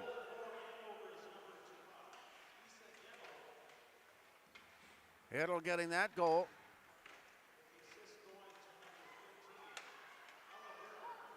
Berger getting the assist on that goal, the 5th of the night. And as play develops into the zone, it's called back for icing. And the faceoff will be just to the near side of Moorhead goaltender Taylor Cresson. Well, it kind of started with that power play goal that put the Huskies up 4-0. And then a nifty block and a rebound that was turned around by the Huskies and in to make it 5-0, and that's where we stand. Blocked away. Loose puck comes near side, dished ahead of Hallie Dunleavy. Picks it up, centering pass, got all the way through. Fan on a shot, missed. Turned around, down low, deep into the far corner. Strami chasing it down from Moorhead, plays it up and out. They're going to call icing on that play, and that will bring us back up ice with 6:44 remaining. Spuds trailing 5-0 against the number 1 ranked team in the QRF rankings in the state of Minnesota. Andover at 18-3 coming in. Play goes down and rolls behind the net where the Spuds are there to pick it up.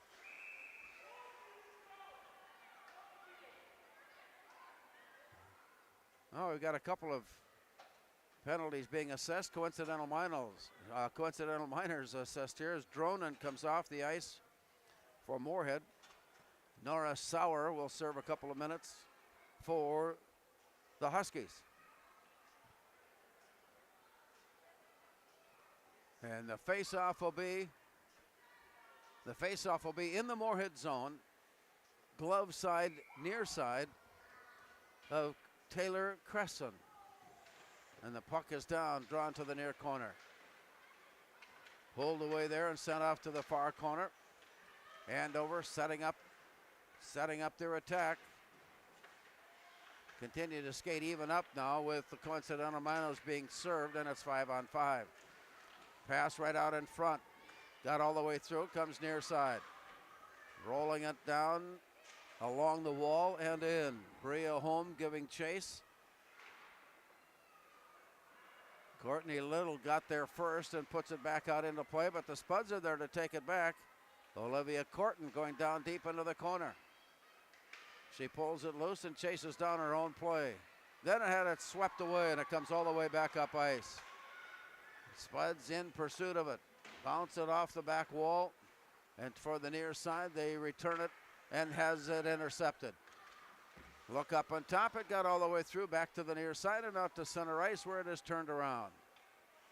Rolling it down low, Kate Kozabud picks it up, handles the puck from Moorhead and throws a long pass up ice. That's enough to call the icing, and it stops play with 5:28 remaining. Boys hockey tonight, finding the Spuds and Warroad battling each other. Well, the two number 1 teams in the state of Minnesota on the ice here at Moorhead Sports Center tonight. Andover number 1 in girls hockey, and Warroad number 1 in boys Class A hockey. Play comes near side, all the way up against the wall. And on the scramble, it comes down near side where it's picked up by Kelsey Clute. It goes down, and that's another icing whistle to stop play. 5-0 Andover. Nice group on hand watching this one here tonight. We know that the weather conditions aren't exactly what we hope for, but this is, after all, the end of January, and this is what it is. Play goes off far side. Bounced up against the wall and back onto the ice. Play continues at the point, wind up in a shot, blocked down in front. Steered away, it comes back, and the Spuds have it. 5 minutes to go in the third. Near side, Taylor Bruschi tried to walk her way in, had it deflected, and goes off all the way to the far corner, where it is blocked momentarily and then picked up. Madison Brown brings it in. She's got it set up down low, but it hit a stick and bumbled it away along, and it comes back. Spuds have it at the blue line. Working her way down near side and to the corner. Then behind the net, played out with 4.5 minutes remaining. The play sent forward by Ella Berger. All the way around to the far side. Tapped out along the wall. Pulled loose, scrambled after. Spuds have it. Dished ahead, and it's picked up right at the line by Lauren Heeneman. She goes down, she goes spinning around, and the play goes off far side. Into the wall and deflected down into the corner. Moorhead pulling it off the wall and turned to look up ice. A nice little pass ahead, got deflected. Heeneman recovers in time to tap it ahead before heading off. 4 minutes remaining. And to the far side. Deflected down and pounced up against. Deflected down deep in the corner. And from there pulled in by Avery Kasich. Kasich to the far side. Ricochet is out. It comes all the way. Turned around and sent back in. Spuds are trying to set up, if nothing else, take care of that 0 on the scoreboard. Play to the near side, and Andover has outshot Moorhead 33-11 here tonight to lead at 5-0. Four perhaps, maybe just three, but could have been a fourth power play goal that has accounted for Andover's scoring. Off to the far corner, here's an outlet pass, deflected down and dished off to the right wing and moving in. To the far side, drop pass, got deflected. Melquist chasing it down, she's in the corner, tied up. Hattie Salvold is there, Lauren Heeneman is there, and the play comes back near side. Up against the wall as Ellie Feeney tried to body block her way in and take possession. It's knocked free. Mackenzie Jones has it and sent off far side. Position continues rather out of the corner. And with 2.5 minutes to go, Andover is on the verge of sending it in deep. It's picked up briefly by Hallie Dunleavy. It goes behind the net, Dunleavy circling around, sending it up on top. Here's the return pass from Merrill Delich. And the shot goes straight on. A little extra pushing, shoving, and clutching before play is stopped. 2:11 remaining. Just to make sure that nothing more happens, the officials standing by, just casually watching and making sure that they've got this game under control.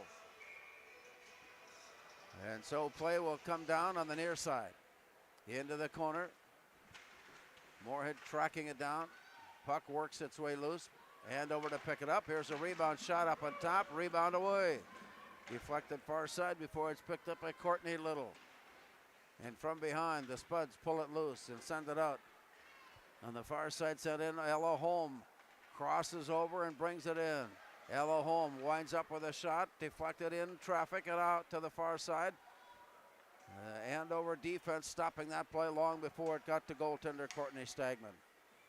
1:37 to go.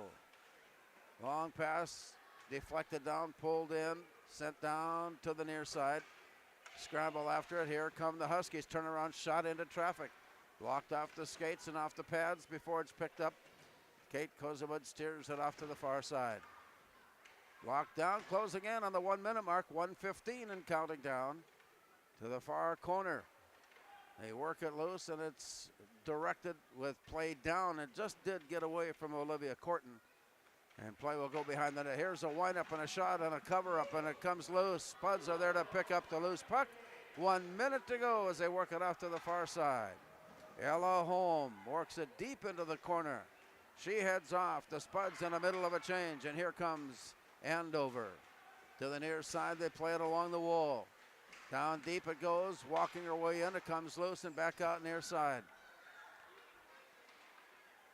A back pedal by Samantha Ann Galati.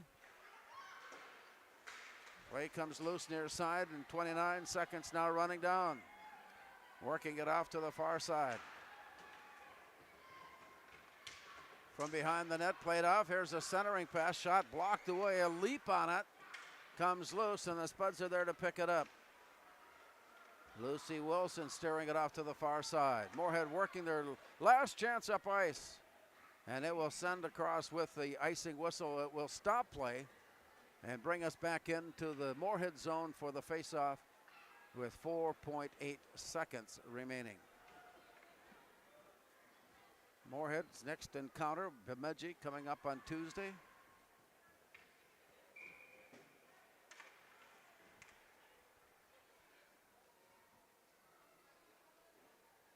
Play comes down and the Spuds have it for one last look up ice. That's going to pretty much put this one in the books. Here's a recap of tonight's game. It all happened in the first period with 3 unanswered goals in a span of 11 minutes. Power play goals at the 5:09 mark and at the 16:18 mark to give Andover a 3-0 lead in the locker room. There was no further scoring in the second period, and it was still 3-0. In the third period, another power play opportunity turned into a goal for Andover, and they led 4-0. And the last counter came at the 8:59 mark. Final score of 5-0. Solid performance tonight on a number of different ways, but Andover was just too much. We've got boys hockey coming your way around the corner. We've got about a half hour before that game gets underway. Hope that you will join us then. For now, this is Larry Knutson thanking you for being with us tonight for girls hockey action from Moorhead Sports Center. Our final score, Andover 5 and Moorhead nothing.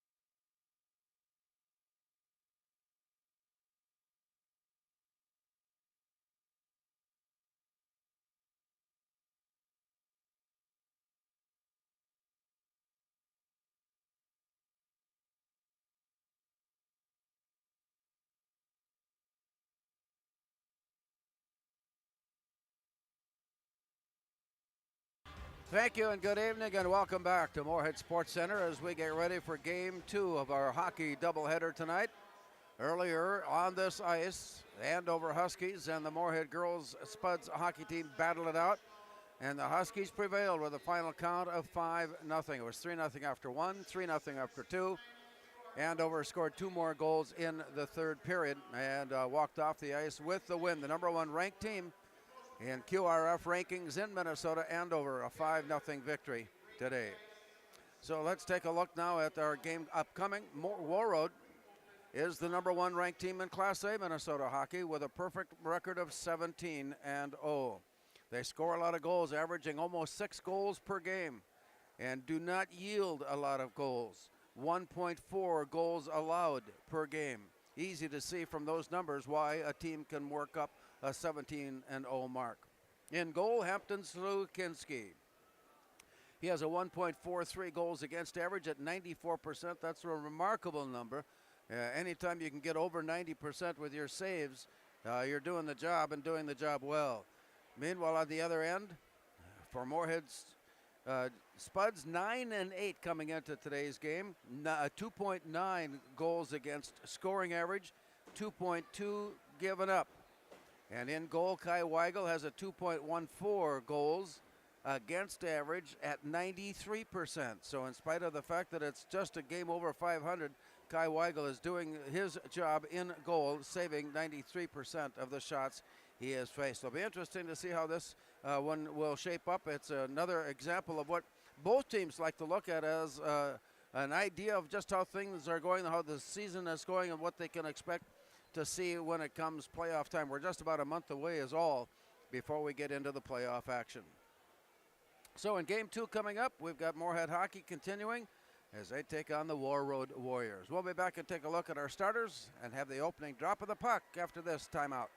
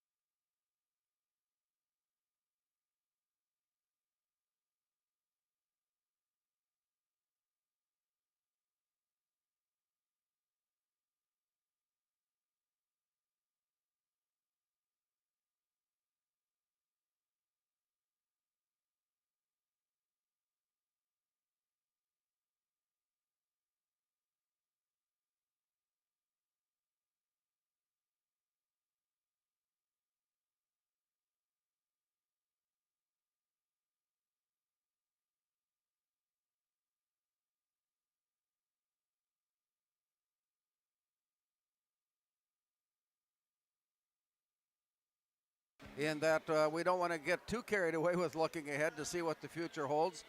But we do know that the fan in us will tell us that, you know what, we are kind of like to have some fun with looking at things. And with that in mind, Warroad is probably going to come out of Section 8 Class A as the representative at state tournament play, as they will find the dealings of East Grand Forks to handle them, and also Crookston, or Thief River Falls rather. And Hermantown, of course, seems to be the team but they are in Section 7, so don't be surprised at one point. Starting lineups being introduced. Luskinski getting the nod in goal. And also getting the start, Eric Comstock in goal, or a defensive pair.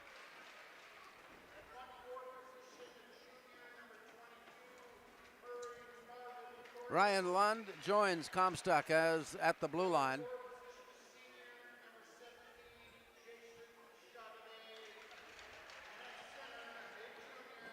Murray, Marvin Cordes, Jason Shagabe, Carson Pilgrim getting the starts tonight for the Warroad Warriors, unbeaten at 17-0 coming into tonight's play.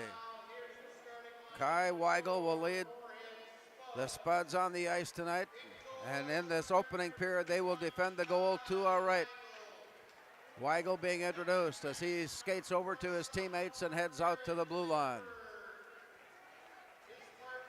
Garrett Lindbergh and Colin Baumgartner will be the pairs tonight, at least to start. Don't be surprised if we see a combination of each of the 6 players listed as defensemen. Aaron Ryerson, Moorhead's leading scorer, has on one side Mason Kraft, the sophomores on the other side, and Caleb Alderson is at center, and that rounds things out for the Spuds tonight. And as they come out to the lineup at the blue line, and we will have a playing of the national anthem. We'll return with a drop of the puck after this timeout.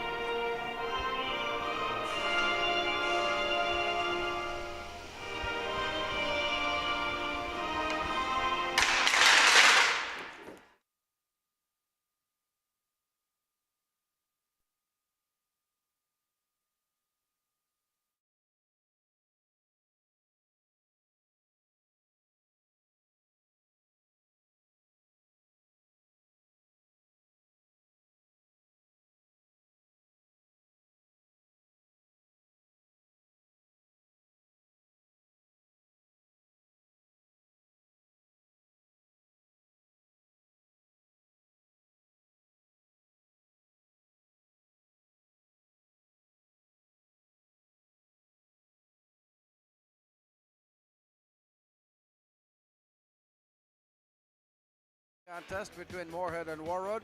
We are reminded, seems like every night out, that Section 8 hockey is about as balanced and as strong as it's ever been. And evidence of that comes today when Buffalo defeats Wayzata, one of the top 5 teams in the state. Final score, Buffalo 1 and Wayzata nothing. The Spuds were forced into an overtime game with Buffalo, and that gives you an idea what we might expect as we get ready for the upcoming playoff season. Hampton Slukinski in goal for the Warroad Warriors. Kai Weigel in goal for the Moorhead Spuds. Colin Baumgartner, Garrett Lindbergh on the pairs. Caleb Alderson centering Mason Kraft and Aaron Ryerson. For the Warriors, Carson Pilgrim centers Jason Shagabe and Murray Marvin Cordes. Defensive pairs, Ryan Lund and Eric Comstock. And we get ready to go as the Warriors will go left to right to start this game, and it goes off to the far side. in pursuit. Shagabe gives chase. He takes a little blow to the forehead, and play continues on as the Spuds come roaring into the zone. Picked up in the near corner, backhanded pass up by Aaron Ryerson, goes rink wide. On the play out, it's deflected away. Spuds put a stick on it, but can't control the play out of the zone. Meanwhile, Kai Weigel can, and he throws it all the way out to center ice. From there, played back now by the Warriors. Drop pass goes behind the net, and it's chased down by Murray. Marvin Cordes back to the near side. Here's a walk and a walk in, backhanded down low into the near corner, and with that, stops play. It looks like we've got icing coming up, and the play will come back into the stick side now of Hampton Slukinski. Both teams making some line changes now in this break as the Spuds head out with Joe Corton, and he'll have Parker Gast on one side, Ian Ness on the other, and we're underway. Dish down low and in the corner. Played by Colby Creer, back to the near side and up against the wall. Spuds take control with it. Here's the look then by Ian Ness. Off to the far side. Warriors have a stick on it. Dished out of the zone. And play continues on as Will Hardwick dishes it to the near side, and it's recovered in the corner by Tavin James. Down low, backhand pass up on top. Spuds had a quick look in on goal, but Slukinski steers it away. Here's the pass out on top, and a rifle shot by Aiden Dufault, a player that at the start of the year got limited playing time back at the blue line, but he has earned his way into more consistent playing time, more of a regular shift, and a very productive Aiden Dufault. Play on the near side, just underway. Brooks Cullen stands in and draws it back to the point.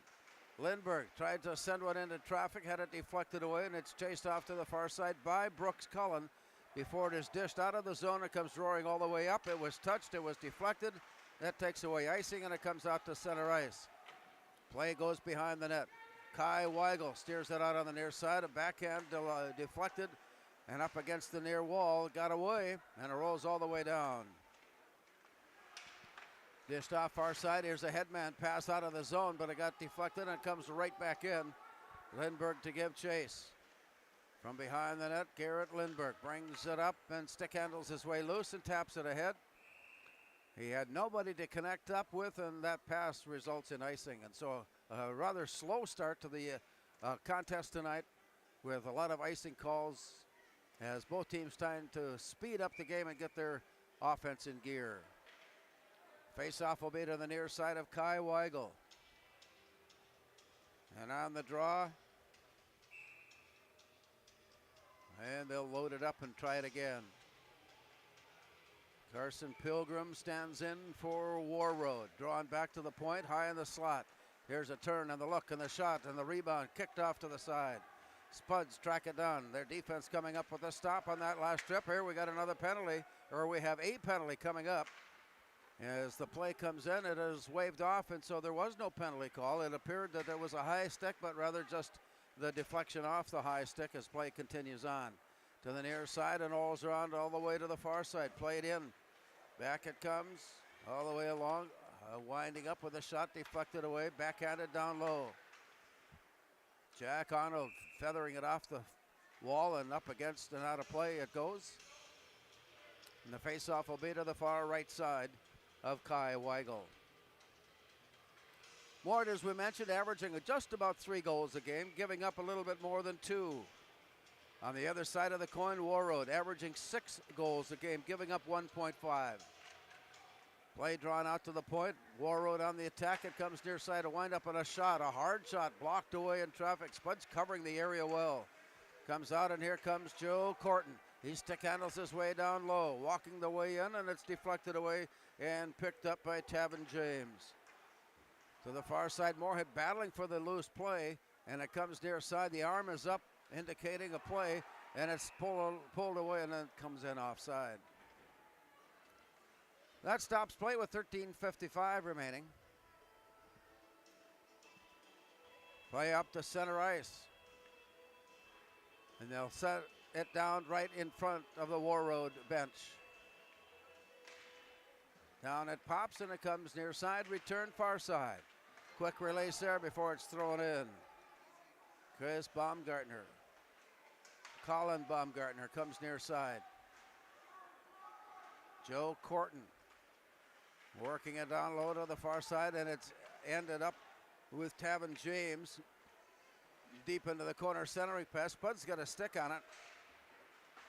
Poke it to the near side where it's played back in by Eric Comstock. Spuds clear it from behind the net. Take a look up ice. And on the pursuit, it is played near side. On his way in, Garrett Lindberg had it knocked away, chased down behind the net by Eric Comstock, and play comes out to center ice. Play continues deep into the corner where it's pursued by Gabby Boucher. It comes out near side. Tapped away down in. Onside, offside waved away. The Warriors need to come onside. And as they do, no, they did not ever get onside. 2 or 3 players were wandering along the blue line. And finally, with play stopping, the faceoff will be just outside the Moorhead blue line. No scoring so far.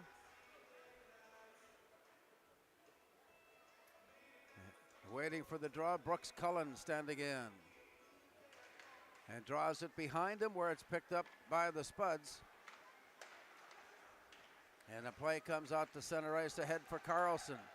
He works his way in. Abe Carlson goes down low with a shot. Blocked behind the net. It comes back down near side.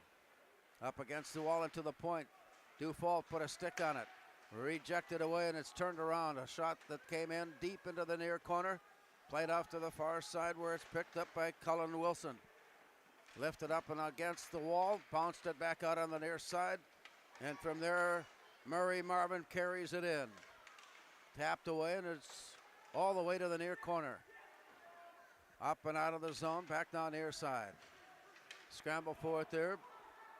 Colby Creer has it and turns it up to the far side where the play continues. A head man pass for Kraft that was just ahead, and it comes back now near side. Up against the wall to the corner. Garrett Lindberg sends that one on. And shots have been hard to come by. Moorhead now with a 2-1 shots on goal advantage, but no scoring has been done. And the faceoff will be to the near side of Hampton Slukinski. As they circle around and get ready to stand in, Aaron Ryerson will handle the draw. Or rather, Caleb Alderson will handle the draw, and a play comes out. Quickly turned around and sent in, but sent in offside. Both teams taking chances here to see if they can gauge the strengths, gauge the weaknesses of their opponent. As we've gone back and forth up and down the ice with no real serious chance for either team to score. Play is down. Dropped away into the corner. Played from there up against the wall. Battle for the loose puck. Scrambled after, picked up, and here come the Warriors. Along the near side, mishandled momentarily. Deegan Watson manages to get it under control and send it up ice. Jason Shagabe skates past it. Shagabe picks it up, turns, shoots, and it's ricocheted to the near side. Ryerson drawing the attention of Shagabe to the near side, and it's up against the wall. They'll battle for it there, tipped ahead, all the way down. Here comes Aaron Ryerson. He winds up to shoot, going after the rebound, and it's steered away. Spuds complete their change as Jack Arnold takes his place on the far blue line point. Here's the return now by Warroad. Along the near side and ahead. Murray Marvin goes all the way down to the corner, backhanded his way up atop, wind up in a shot, blocked up and away. I don't know that Kai Weigel really knew where that puck was headed, but it got it high and got it wide, and the play continues on. Weigel steering it out of the zone out to the near side. Rebounded back in and off to the far corner. 10:36 to go as the Warriors bring it out to center ice and set up play. Bouncer near side, tapped in by Murray Marvin, and it goes off to the far side. Long pass up, got all the way down. It could have been played, but it was not, and in the pursuit of it, they will call icing.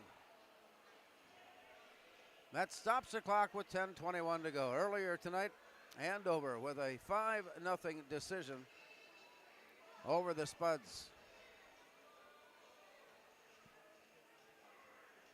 Andover flexing their muscles, showing why they are the #1 ranked team in Minnesota girls hockey.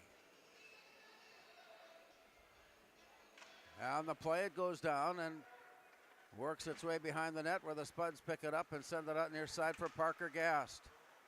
Rolls it off to the far side and he lifts it down low. Played right back out and it comes out to center ice and it's 3-on-2 now for Warroad. And a long pass is chased down by Colin Baumgartner. And here comes Moorhead on the way back up. Parker Gast, centering pass just in front of Ian, and it goes down low just ahead of Ian Ness. That one bounced off the plexiglass and off the crowd and back onto the ice. And with that play comes a stop in play with 9:46 remaining.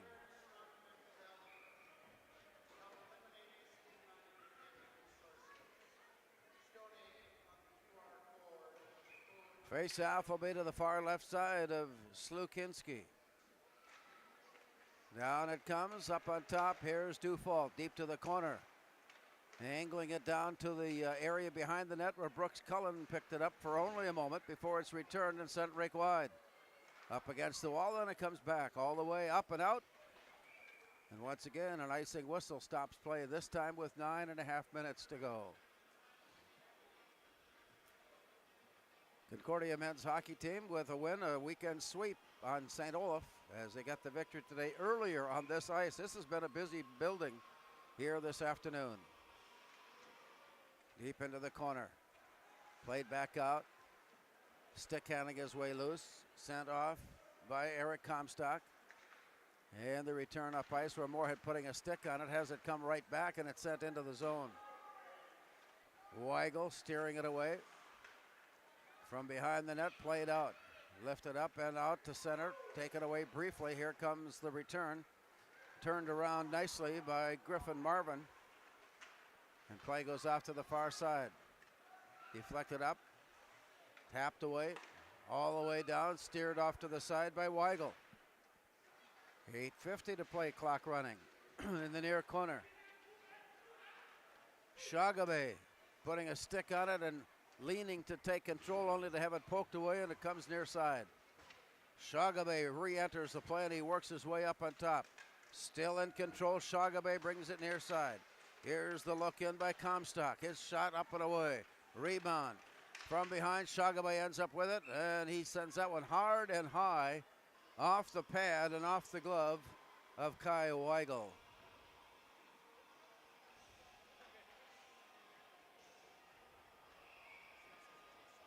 Oh, no scoring here so far.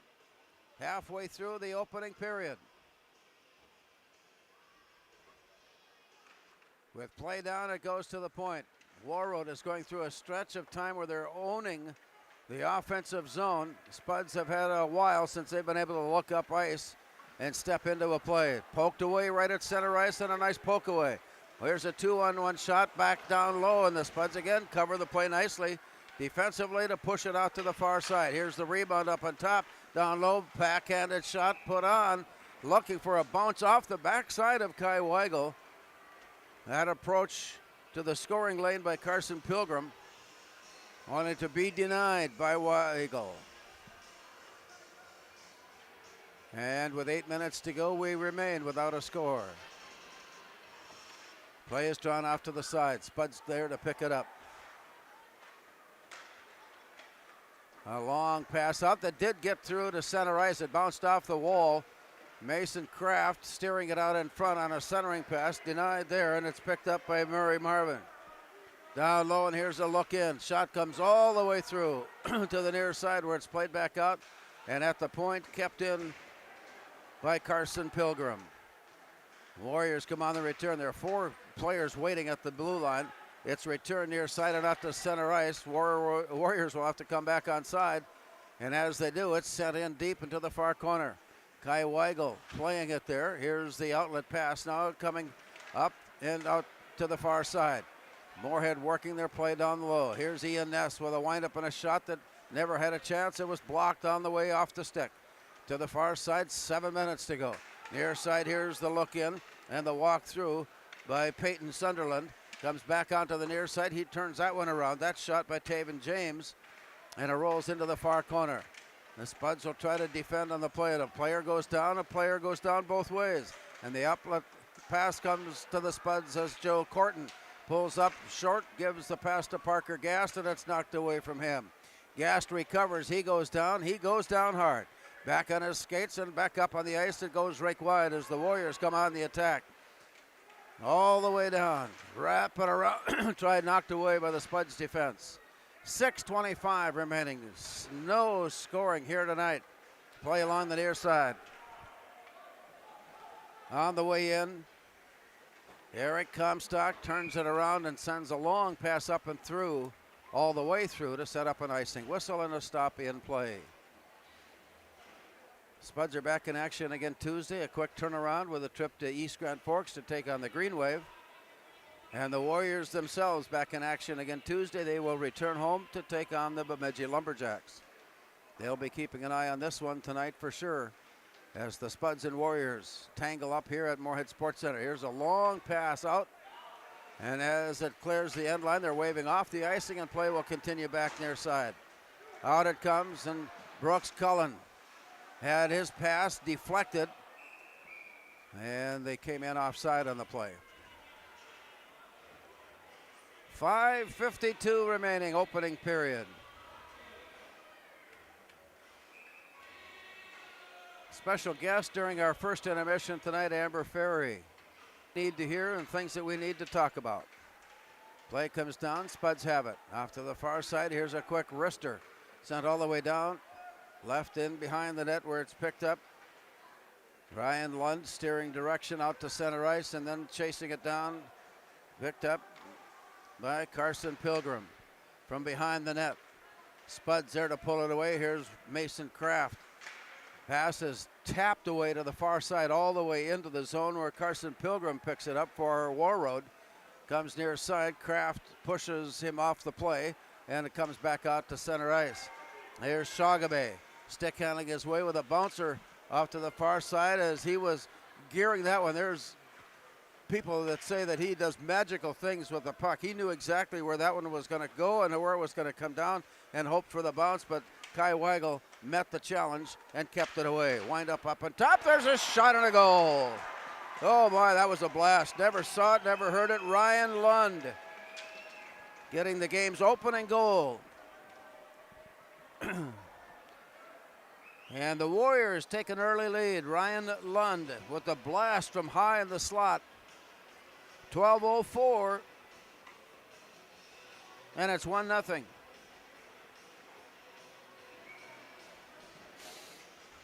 Back out at center ice, play is underway. Gets away from Creer, he'll backpedal his way down. Send it off to the far side. Tapped up against the wall, battle for it there, and it's knocked loose. Creer giving chase, he stick handles his way along the far side. For Ryan Lund, his 11th goal of the season. 12:04, time of the goal. Ryan Lund with that counter. 4.5 minutes now showing. The Warriors were working their offensive plan, and it developed almost it was exactly on the money with a shot from high in the slot. It got just enough of a screen down low, and his blast was hard to cover. And as a result, Warriors have a 1-0 lead. Tapped up against the wall. And with that, it comes loose out at the center ice area. Glove shot from there. A glove saved by Kai Weigel.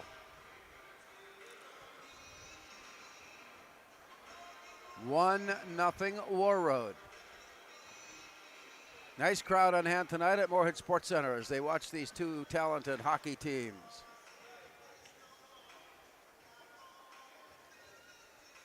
As the puck goes down, it's drawn out to the point. Wind up in a shot. That one sent in by Eric Comstock. Into traffic, he comes loose. A big hit put on there. Carlson goes down. Loose play. Cullen giving chase. Into the blue line and across back out to center ice. He'll have to touch up as the Spuds reclaim it. And come near side, here's the look in by Carlson. Abe Carlson sends it ahead. It's picked up by Eric Comstock of Warroad, and he sends it down all the way. And as it goes past the end line, the whistle to stop play, that's icing. with 3:44 remaining. Again, the Warriors have jumped to a 1-0 lead on Ryan Lund's goal. Face-off. Near side of Slukinski.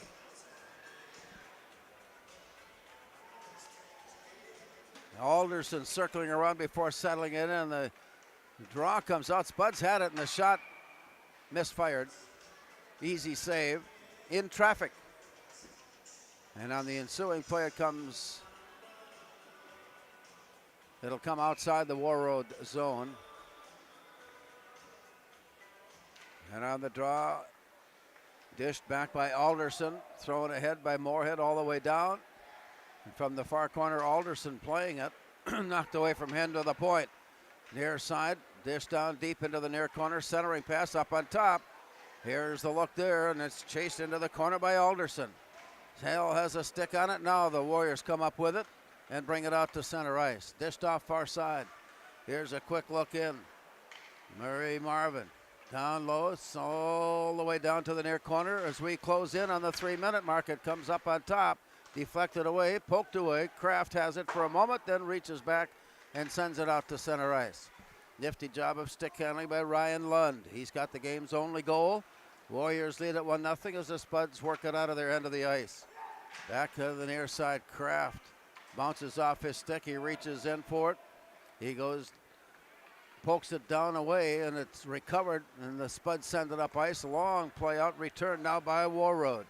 On the near side for Murray Marvin. Down low and in the corner, played back up on top. Moorhead cycling it back near side. Here's a wind-up and a shot by Jason Shagabe. And it's quickly 2-0. It was left alone for not more than a split second, and Shagabe knew exactly where it should go.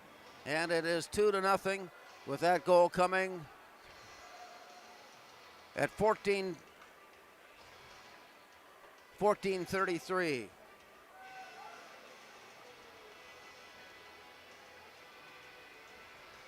And for Shagabe, his 22nd goal. And it's 2-0 now Warroad off to the far side. Dished away, down deep into the corner, played back.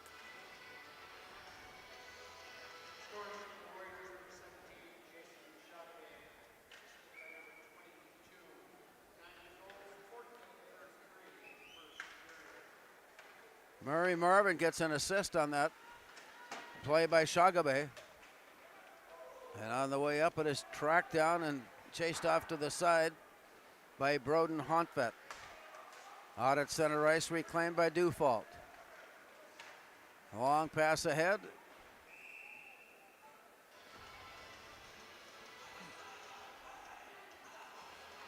Inside of 2 minutes to play here in the opening period. 1-0 Warroad with the lead as Ian Ness circles around getting ready. He'll take the wing on the far side. Joe Corton handles the face-off, and it's drawn to the corner where it's played out of the zone. Ahead just briefly before it's turned around and sent back and on goal, covered up nicely by Kai Weigel.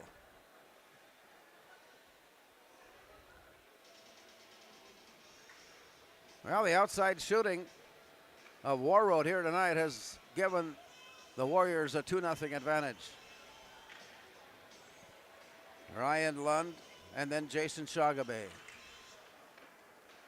Off to the point, then drop down behind the net. Here's the outlet pass, near side. Walking his way up. Play in by Abe Carlson, goes behind the net, and play stops there. A little extra push and shove, but nothing more than that. Slukinski giving up the puck to the official, and will go into the draw with 1:34 remaining.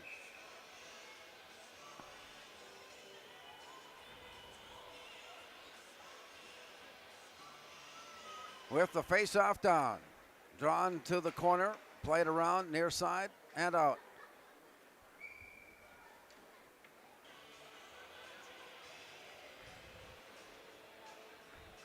That brings our clock to the 1:27 mark.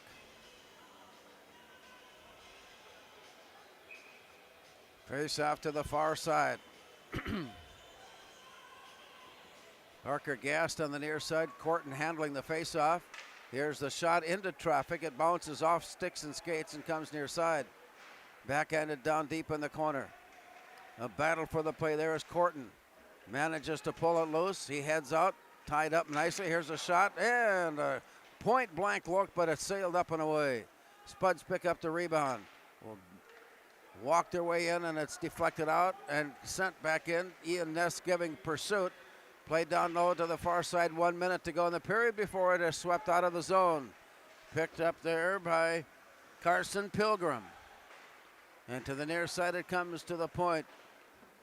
Controlled by Deegan Watson. Off to the far side, it's Watson. He'll wind up and shoot that one. Point blank on, and it's knocked away by Weigel. The rebound comes all the way up on top, and it's Ian Ness walking his way in. He shoots, and he just missed. He swept it just on the backhand. Rebound comes up on top. Rebound again goes wide into the mark with 25 seconds to go. It comes out to Career. He shoots it and lifts it and sends it wide. 18 seconds to go. Out of the zone. The Spuds are making a late change as the play comes on and deep into the corner. Spun around near side. 10 seconds to go in the period. Under control. It is a long pass out, and they'll take this one past the end line with 3.5 seconds remaining.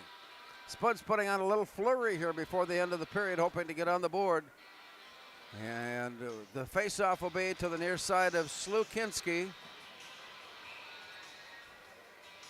as Brooks Cullen giving a little direction to Career, just in case he can get the face-off in his direction, and it comes towards him. Career sends it into traffic, and it's bounced away. And the teams head to the locker room. We have played one period tonight at Moorhead Sports Center. As the teams head off, it is Warroad 2 and Moorhead nothing.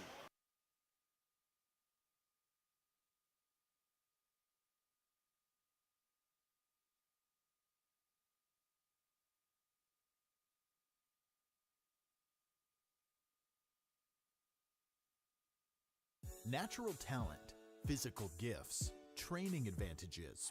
To become a champion, none of that matters. True champions are the ones who are comfortable working harder, staying later, and finding that competitive edge. They are never satisfied simply doing a good job, because those who transform themselves from local talent into local folklore are the ones who continually perform beyond their limits. Bell Bank, proudly supporting champions everywhere. We are The Breakdown. For almost 2 decades, we've published the most comprehensive yearbooks on Minnesota high school sports and run the best in-season and off-season events. We cover every corner of the state. We are The Breakdown. Before I became a real boy, life was easy. I just sat there doing sandwich stuff. But being alive is so hard. So if you don't want to get up to get a sandwich, you shouldn't have to.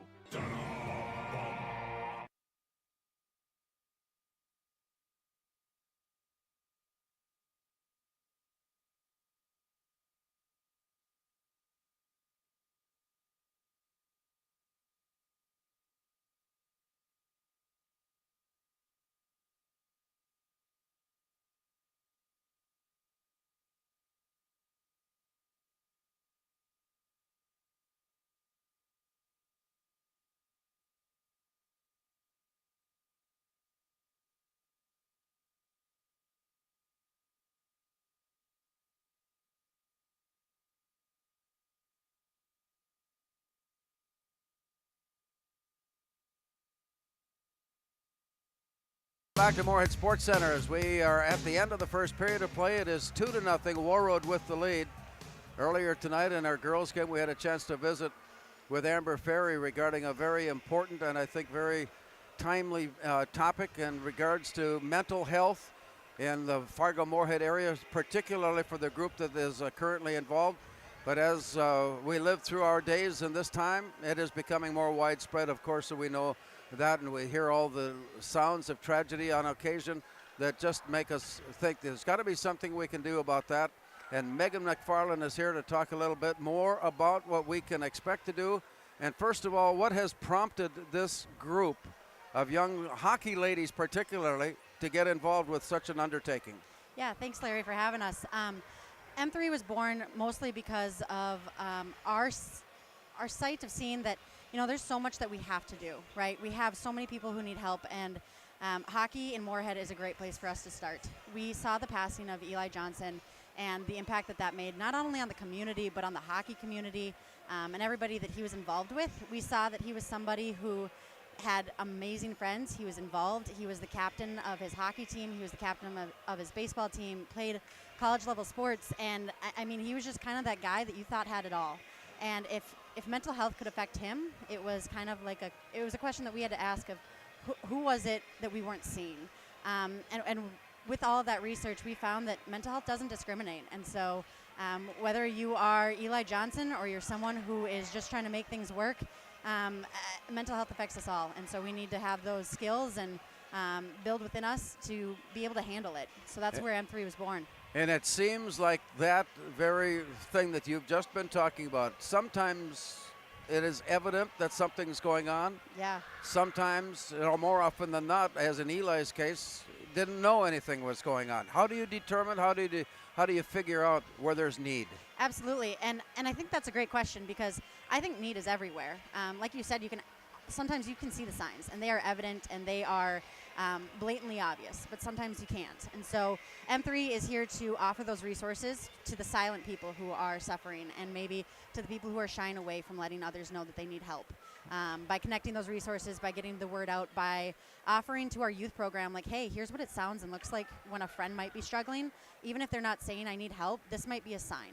And so giving those supports and putting them in place at a young age. Offering that support, does that come from professionals, or does it come from the moms? Does it come from the dads? Yeah. Who can offer the most help? For sure. I think everybody can. I think we're all in it together. We're all in this game of life together. And so for us at the Moorhead Youth Hockey Association, it comes from, we're fortunate enough to have 2 licensed professionals on staff.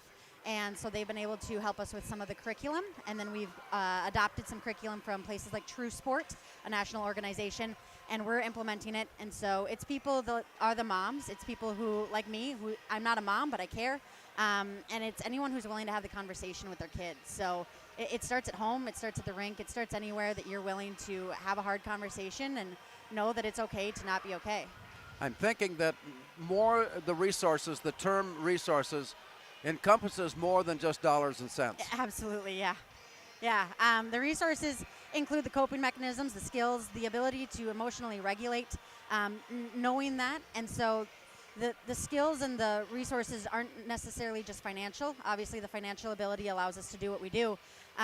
But the resources are, where can I go for help? Who can I ask? What is an online source? Who should I call? Is there somewhere in Fargo-Moorhead that would be willing to work with me? And what does that look like? Is M3 a local organization? Is it something that is widespread, or is it something that can become widespread? Yeah, we're local to Moorhead right now, and we're not in this alone, right? We've got the Max Foundation out of Warroad that we have worked heavily with and asked a lot of questions to. And then there's Sophie Squad down south, and so they are in southern Minnesota, and they are working kind of in the cities area. And so, no, we're not in alone, but we're locally in Moorhead, or locally located in Moorhead, but I mean, there's places all over Minnesota recognizing that this is a need. Well, I know the undertaking is huge, and I wish you all the best of luck and Godspeed as you take on this undertaking to keep us safe and sound. Yeah, no, I appreciate it. It's been a journey, and we're glad to be on it. Our thanks to Jenny McFarland Megan McFarland rather, for being with us during our intermission here tonight, and our very best wishes go out to M3 as they continue their educational process. We'll be back with more from Moorhead Sports Center after this news break. After 1 period, it's Warroad 2 and Moorhead nothing.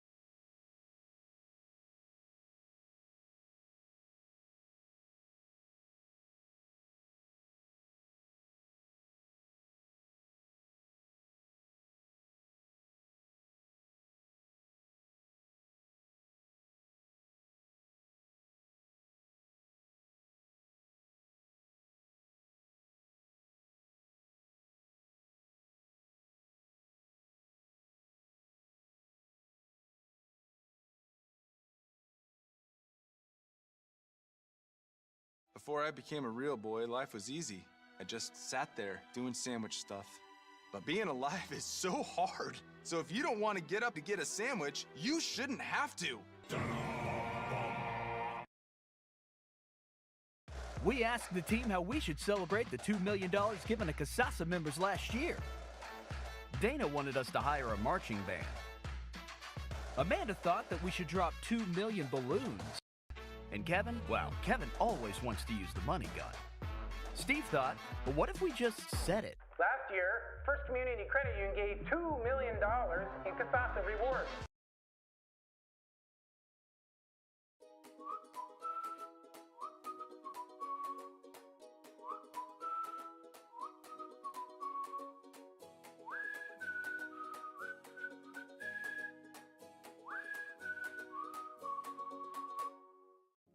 Revive Professional Massage Therapy Clinic. Locally owned and operated. Open 7 days a week, day, evening, and same-day appointments available. Couples massages also available.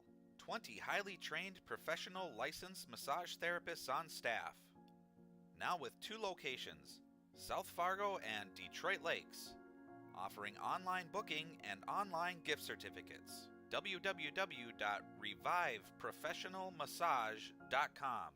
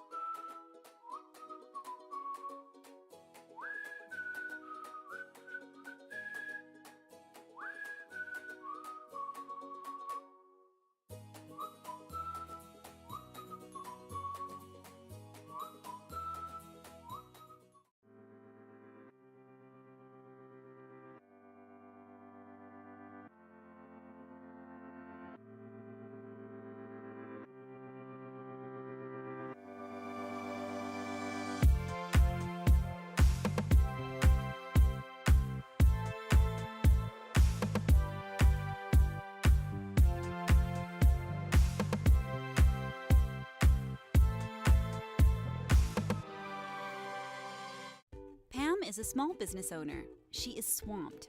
Pam knows she needs to advertise, but is overwhelmed by all the options. What if there was a way for Pam to have access to a team of media experts?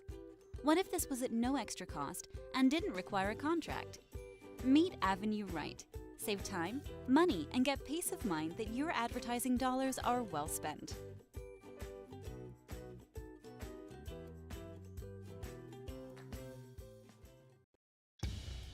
Boss DXT snowplows are tough to beat. Featuring dual trip tech, flared wings, and optional D-force for improved scraping and backdragging performance. Choose from 3 different sizes in steel, stainless steel, and the Boss DXT is built to restore order.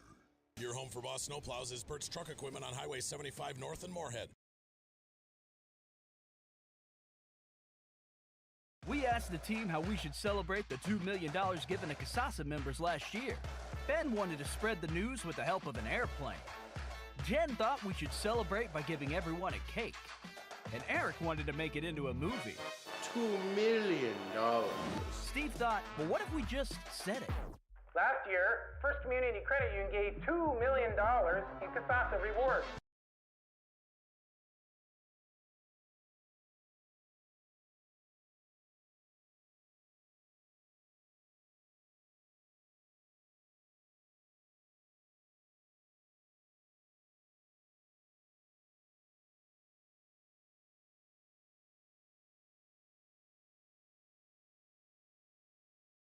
Valley Alignment and Auto Repair has provided the FM area with vehicle service and repairs since 1978. They perform your vehicle service needs from oil changes and brakes to transmission and engine rebuilds. Valley Alignment and Auto Repair is a proud sponsor of Spuds Athletics and wish all the athletes and families a great 2022-23 school year and sports season.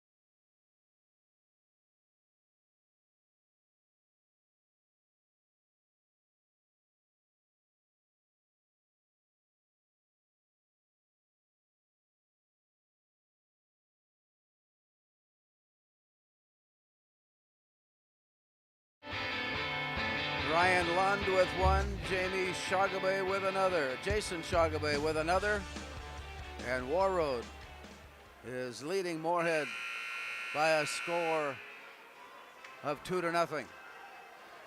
The shots on goal have been adjusted. Moorhead getting just 5 shots on Hampton Slukinski. He has made all 5 saves. Kai Weigel has faced 9 shots for Moorhead and has recorded 7 saves to this point of the contest. As we get involved in the second period, Moorhead will advance the puck left to right as we look on. And the Warriors, of course, getting ready and set to go as they settle in. And we'll have the face-off with Jason Shogabay on the near side. In the middle, it'll be Carson Pilgrim. Mary Marvin is on the other side as the Spuds control the face-off to start the second period. In pursuit, it is lifted up and lifted out.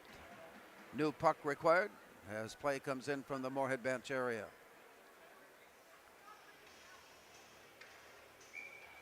Out at center ice for the draw, Joe Corton. And he stands in against Carson Pilgrim. Faceoff comes all the way down, and the Spuds are backpedaling to pick it up, an outlet pass. As they circle around and head up, Joe Corton stick handling his way into the zone and in all the way. Corton had it poked away, and a nice poke check that sent Corton off to the far side. An outlet pass comes up to Shogabay. He slides his way off to the far side, drops it back. Here's a windup and a shot, steered off to the side. Shogabay there to pick up the loose puck. Drops it back into the corner, and it's played out along the wall and kept in by Shogabay. And on the return, it is swept on towards goal by Carson Pilgrim. And from there, Pilgrim picks up his own loose puck and then sends it out of the zone. Chased down by Eric Comstock. Warroad on the attack. Here's the advance. Steered away by Ryan Lund. And it comes back out and through center ice where it's quickly turned around and sent back in. No icing on that play. Could have been played as the puck is poked near side. Alderson watching the play as it comes along the wall and out to center. Taken back. In pursuit, Mason Kraft has a handle on it. He's offside, however. And the play just did get in play as Ryerson dished it to the corner. He goes after it, leaving the puck alone. Here's Mason Kraft, centering pass. It came back to him. Mason Kraft sending it down low. Here's a backhand shot blocked away by Slukinski. The best scoring opportunity the Spuds have had as Slukinski steered it away. Moorhead keeping the pressure on up on top. Here is Alderson. Stick handling it away, and it got dished way back to the near side. Garrett Henham taking it down deep and played from behind the net, back now near side. On the way out of the zone, Colin Baumgartner sending it in, comes back, he turned it around, sends it off to the far side. Spuds with a good hit from behind to push the puck up against the boards. We got players from both teams all tangled up. There are 6 players involved, and it comes out to the point. Wind up and a shot. Glove safe, snared away by Slukinski. Face off now on the near side of Slukinski. He'll move it off to the far side, stick side. We're just underway, second period. Warroad has the advantage. Joey Simonich handles the faceoff from Moorhead and leaves it there for Abe Carlson. Here's a shot right into the midsection, and down on his knees, the save made. Unbeaten Warroad Warriors, number 1 ranked team in Class A, 17-0 coming in. And the faceoff, Spuds have a stick on it, pulling it loose. Deep into the corner for Cullen Wilson. Comes out to center ice, and it comes near side. Here's Colby Creer. He's sending that one down low. And we've got a trip forthcoming on Warroad. Spuds will get the power play. My recollection, the only penalties we've had earlier was a coincidental situation. And this is our first power play for either team. Moorhead has the extra skater. As Warroad circles around and readies in, they may redirect, and they do. Shagabe now will handle the face-off, and it's drawn down and deep into the corner where it's spun around. It comes all the way out of the zone, through center ice, and all the way back up ice where it's picked up then by Garrett Lindberg. Tripping on that last penalty. Here's Lindberg from Moorhead as it poked away. We've got Shagabe all alone. He walks his way in. It's blocked away by Kai Weigel. The rebound comes right back to Shagabe, and he circles back out on top. He had that one all alone, and everybody was waiting to see what would happen. Here's a return all the way down, and it spins out of the far corner. Played behind the net. 13:33 remaining. Second period of play. Here's the walk-up ice by Ryerson, and it's steered away. 1:07 remaining on the Warroad penalty. From behind the net played. Stepping up and out of play, and it's caught from behind by Shagabe. But it's picked away, and it comes away from him before he kicks it loose. Spuds will try it again, and Shagabe continues to pester the play. Big collision on the near side. More noise than, and a long pass off the stick of Shagabe, sending it all the way up ice. Spuds touch up on the play as it's picked up by Deegan Watson. On the way in, a backhand pass. Here's a shot. Again, it is Kai Weigel. Twice in a matter of a minute, he has put the stop on the attack, and it stays 2-0. Play now to the corner. Giving chase, Jack Arnold to pick it up. Warroad completing a change. Still 12 seconds left on the Moorhead power play as it comes up with a hard shot blocked away. Tap of the stick indicating the time is about ready to run out. Play to the far side, and it's deflected. Chase down, sent near side. Here's the toss into the corner. Warroad is at full strength. Moorhead again dodges a bullet with that puck floating lazily on blue ice. Rink-wide pass that goes off to the far side where it's picked up by Murray Marvin. Out to center it comes. It's 2-on-1. It is 3-on-1 as the play comes near side. Wind up and a shot and a block and a save. Kai Weigel, 3 times in 2 minutes, has been facing the attack point blank of the Warroad Warriors. And so far there has been no further scoring, and it is 2-0. Warroad has the advantage with the face-off in the Moorhead zone, out shooting the Spuds 13-7. As play comes down, tapped forward, and it goes behind the net where it's picked up by the Spuds. Colin Baumgartner works his way out of the zone, out of the way from behind the net, rather, and works it near side. Cullen Wilson gives way, and it's chased down by Griffin Martin. Marvin has it for a moment, then back down near side. Along the wall, the Spuds trying to manufacture a way to get out of the zone. Puck is left alone and unattended. It rolls free now. Here come the Spuds. It's 2-on-3 at the blue line, and it's picked up by Wilson. Centering pass came all the way through. Off to the far side. And dished behind the net. Play continues on and into the near corner. From there and up along the wall, the Spuds setting it up. It's tapped away, returning it to the corner and behind the net. Moorhead there to clear it up. Then taken away as the Warriors. Stick handled away to the far corner. Moorhead putting a stick on it there, and it's steered back. And behind the net, played by Landon Thompson. From behind, play continues on as the rugged play of Moorhead and Warroad continues on. Dished off to the far side, a collision into the far corner by Abe Carlson. And the play goes underneath. The stick is there, the puck is there, and it rolls free. Spuds maintain control with a quick wrister down low, and it's snared away. Another solid performance by Hampton Slukinski as he pulled that loose puck off the ice. 10:22 remaining. 2-0 Warroad with the lead. Spuds and Warriors battling it out here tonight at Moorhead Sports Center. As they settle in for the draw. Joe Corton being waved out, allowed back in. Puck is dropped. Drawn to the corner where the Warriors are there shadowing the play, and it's picked up and the Spuds have it. Here's a long shot, rebound out in front, tipped away. Out it comes on a long rink-wide pass just ahead of Shagabe. He'll pursue it to the far side where the Spuds put a handle on it, and the return comes down low. Rink-wide pass comes back up on top. Here's a quick shot on a block that hit the pipe and nearly went in. You could hear the clank of the pipe and a blast from the near point. Meanwhile, play continues down low, and it's picked up by Garrett Lindberg. Off to the far side. Brought back Ian Ness. He stick handles it out. Knocked away, loose back into the Warroad end. Working his way along, it comes, here's the Spud, and a shot and a goal! Ian Ness picked it off,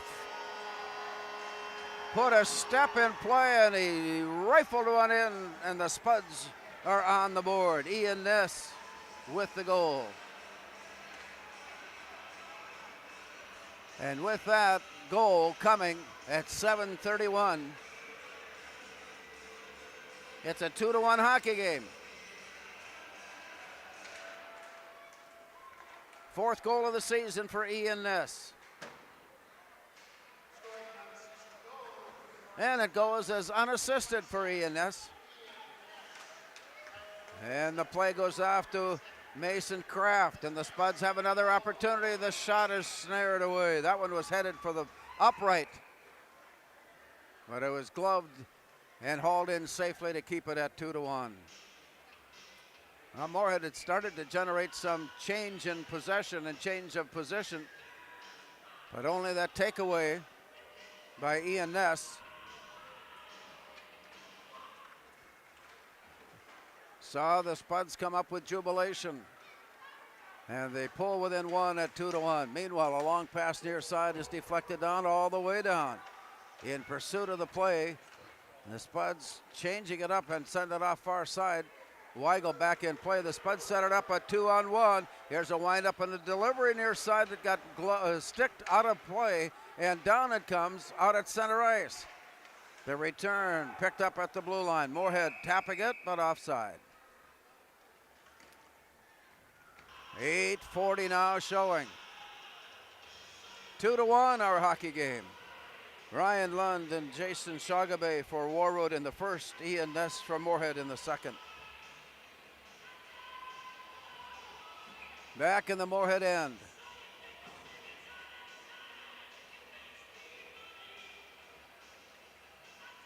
With play down, it is dropped back to the point. Wind up from there, sent high in the air and gloved away.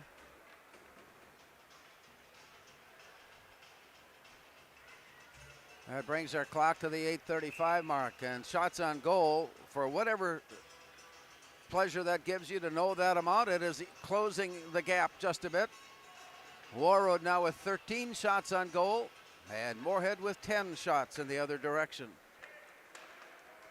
As play comes out and on the near side. All the way around and down. Weigel plays it off to the near side where Ryerson is waiting. He puts it on the tape of Parker Gast, who turns and looks out to the far side, and it comes to him. Gast then leaves it for Ness. He turns that one on goal, and it's covered up quickly. Slukinski coming up with that glove save.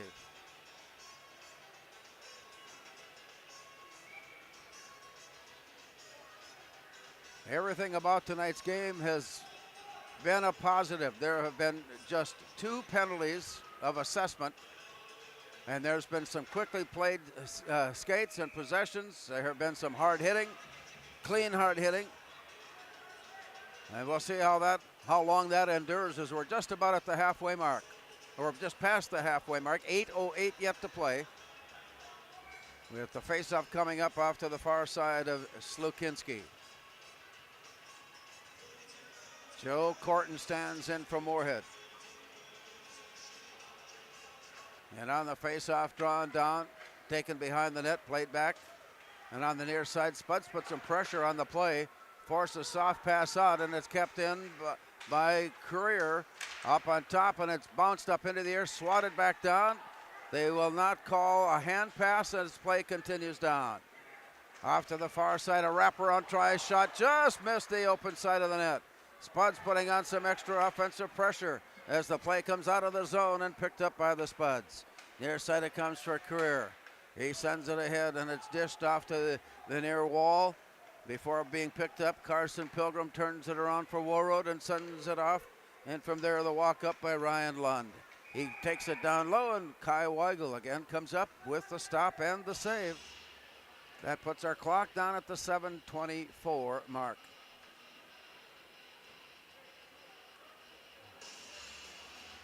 Those of you that have been keeping track on the calendar, we know that the Roseau game that was scheduled for this past Thursday was canceled and has been postponed until February 14th. So keep that in mind on that calendar change. Moorhead, Roseau, February 14th. Lays down, drawn off to behind the area, back now near side. And along the wall, it is deflected briefly and then taken away. Spuds have it. A quick toss onto the stick. Joey Simonich takes it deep into the corner. He battles for it there. Simonich gets it back. He winds, and it rolled off the front of his stick, and play comes out to center ice. A pursuit for it there, all the way down. Carried it in behind. Nobody there to carry it with it. And it's left behind and picked up by Moorhead as they trailed the play. Out it comes, a big hit put on by Carlson. Load leveling hit on the way up, and it's deflected as the Spuds are there to pick it up, and they stick handle it loose. On his way out is Caleb Alderson, and the shot from the near side goes in and off to the side by Cullen Wilson, and play continues on. Here's a look in by Kraft, and it was just ahead of him. And again, the big collision out at center ice. Spuds control play. It's 4-on-2, and it goes wide to the near side where Kraft then is forced to push the play off to the side. And from there, it's sent out of the zone, and that'll give Warroad a chance to take a deep breath and collect their thoughts with 6:10 remaining here in the second period. Moorhead has scored, and Warroad continues to lead it by a score of 2-1 with the faceoff coming up now in the Warroad end. Shots have just about evened up at 14-13. Warroad still has the advantage. And both have had to be on the top of their game to face the slants of their opponent here tonight. Joe Corton draws it back. And at the point, Lindbergh sends it in, and it was just, he tried to feather it through some heavy traffic, and it bounced and deflected and got away. Play continues down low. Spuds track it down and bring it out to center ice, and it gets loose all the way ahead for Garrett Lindbergh. He'll chase it down and return it out to center. It comes onto the stick of Joe Corton. He muscles his way down low, sends it off to the far side, a quick release, and it's bounced back into the corner. As it comes down, play continues on, and it's 2-on-1. Here's the look on a pass that is blocked away, and the recovery is again just offline. A quick glove by Kai Weigel to keep the game at 2-1. Weigel stepped up, and he just did muffle it off the end of his glove to poke it out of harm's way. 5:27 remaining. Second period tonight from Moorhead Sports Center. Mason Kraft will take his spot along the far side. Joe Corton standing in, or rather Caleb Alderson standing in. And here's, well, let's see. I think the Spuds will get the penalty, yes. Mason Kraft comes to the near side to spend 2 minutes for tripping. So the Warriors will be on the power play with 5:23 to go. Play is down, kicked out to the point. Warroad keeping it in. Carried to the corner. Here's a shot sent into traffic and deflected all the way out to center, where it's picked up by Carson Pilgrim. The return is set out to the far side, where it's gathered in by Murray Marvin. And Moorhead reaching in to spoil the attack for the moment. Picked up by Aaron Ryerson, and he works it back near side, and he clears it out of the zone. All the way down, and a shot just wide. Moorhead will try it again. Here's a pound and attempt, and it's right into the glove, and it's right into the pads of Hempton Slukinski. Moorhead shorthanded, had a scoring opportunity. The student body on the far side was ready and willing to erupt. They will have to wait as the shots have evened up now at 14 apiece. On the scoreboard, it's Warroad 2-1. Play to the corner. Warriors there to pick it up. Marking his way out of trouble and up to center ice. Here's Eric Comstock. Down deep into the corner. He goes down. Spuds are trying to kick it loose, poke it loose, reach in to grab it loose, and it's Warroad that comes up with it along the near wall. Turning it around and sending down low. And here's Jason Shagabe. His shot got into traffic. The rebound deflected behind the net. There's a rebound goal. Shagabe teaming up along with Pilgrim and Murray Marvin, and that power play goal gives Warroad a 3-1 advantage as the goal comes at 12:39.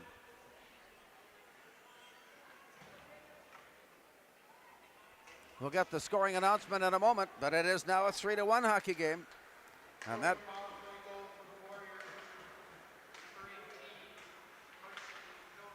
Carson Pilgrim.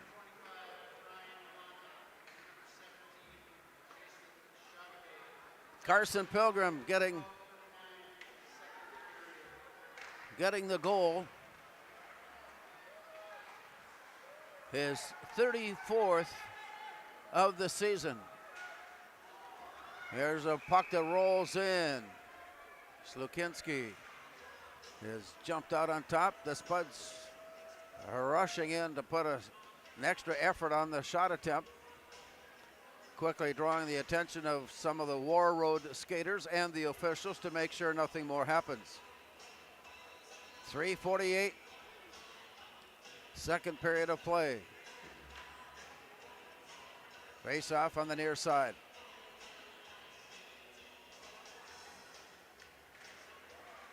Joey Semenich puts the shot on. We got elbowing on the way in.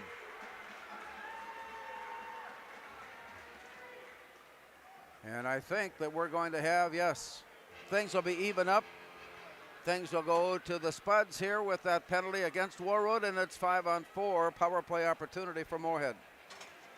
Ryan Lund for elbowing.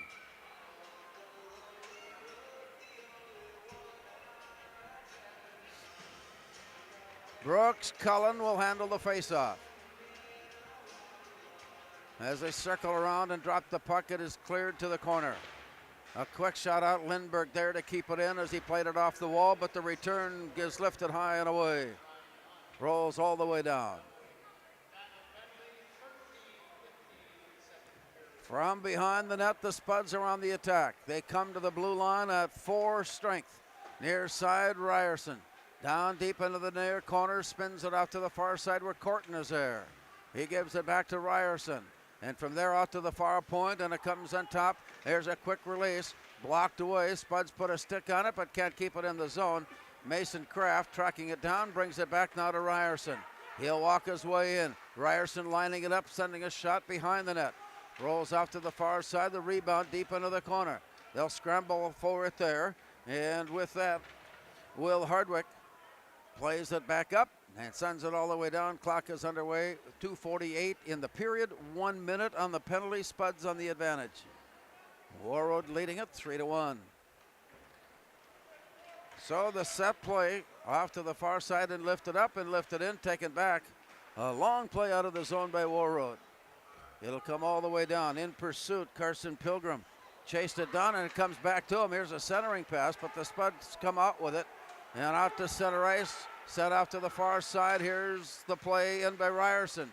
Deep into the corner he goes, and it comes out to the point, sent down low, blocked in, deflected away and out of the zone with 26 seconds left on the penalty. Warroad making a quick line change. To the blue line and near side, just ahead of Caleb Alderson. He carries it behind the net, sets it up with a dump pass down low, and from there played on. Counting down from 7 to the far side, played Alderson. Carries it deep into the corner. There's Creer. Works off his stick. Time has run out. Warroad is at full strength as the Spuds send it wobbling down towards goal. Pick up there, and it's sent out, and the Spuds come out to center ice to play it. Near side for Creer. Quick turnaround to the corner. Spuds will quickly try to make a change here as Warroad mishandled the puck momentarily off to the side. And finally, Hampton Slukinski was able to put the handle on it and bring it in and keep it safe. 1:27 now showing. 1:27 now showing. Second period.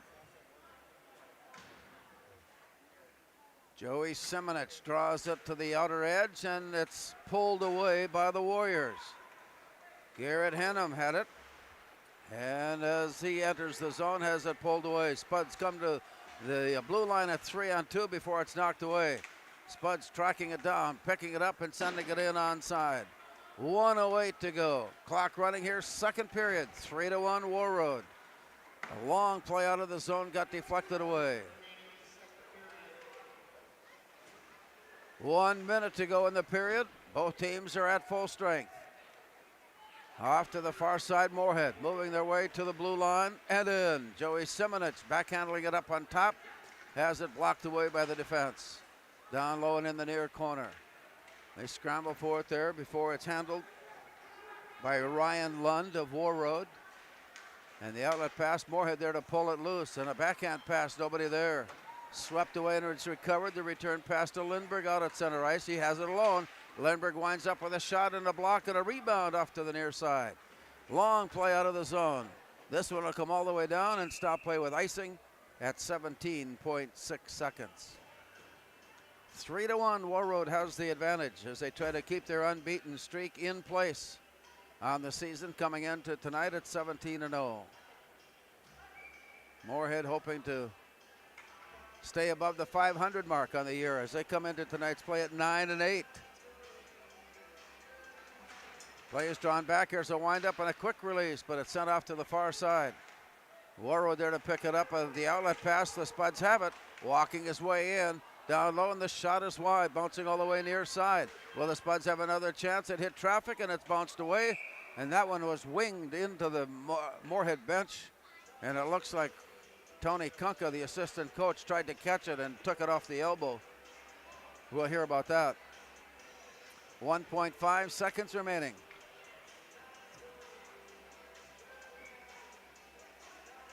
Last second change. Let's see how this one is being administered. And the play is down, and that will take us into the locker room. Spuds have scored here in the second. Warroad has scored here in the second, and the teams head off. After 2 periods of play, it's Warroad 3 and Moorhead 1.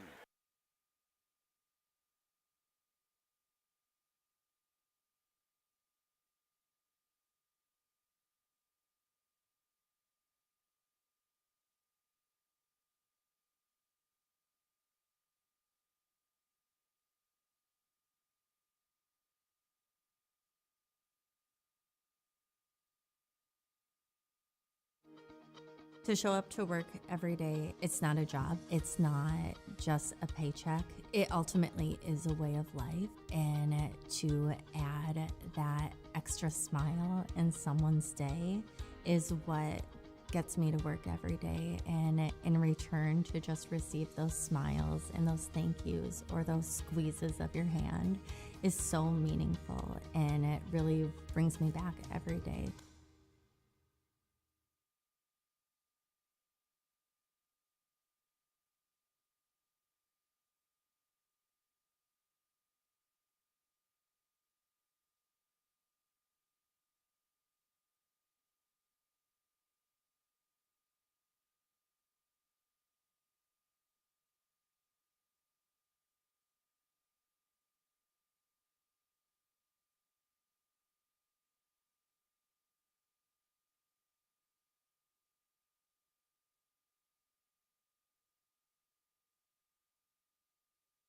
Natural talent, physical gifts, training advantages.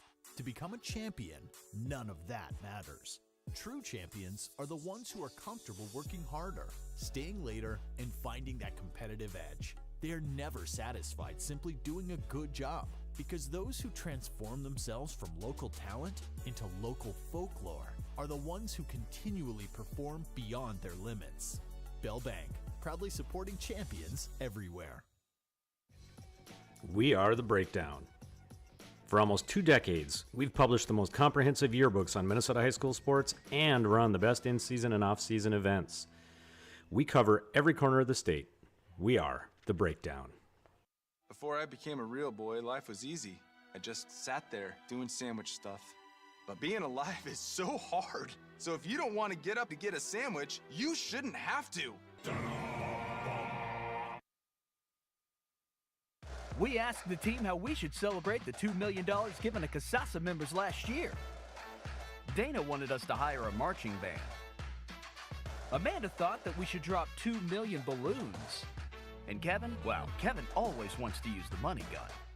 Steve thought, well, what if we just said it? Last year, First Community Credit Union gave $2 million in CASASA rewards.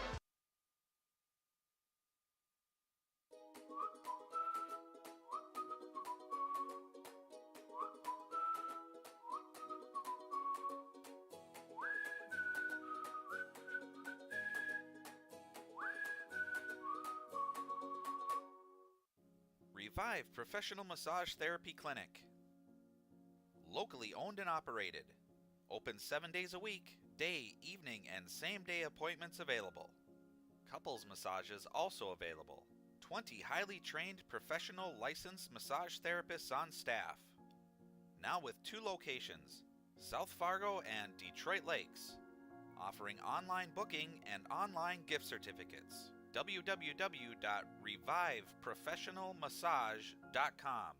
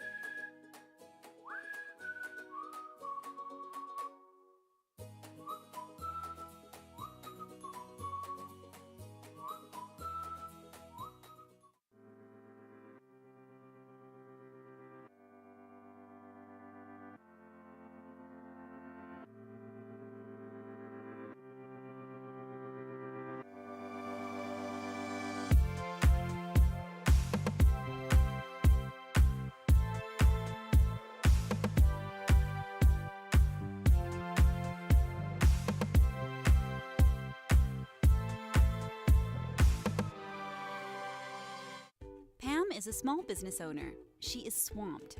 Pam knows she needs to advertise, but is overwhelmed by all the options. What if there was a way for Pam to have access to a team of media experts? What if this was at no extra cost and didn't require a contract? Meet Avenue Right. Save time, money, and get peace of mind that your advertising dollars are well spent.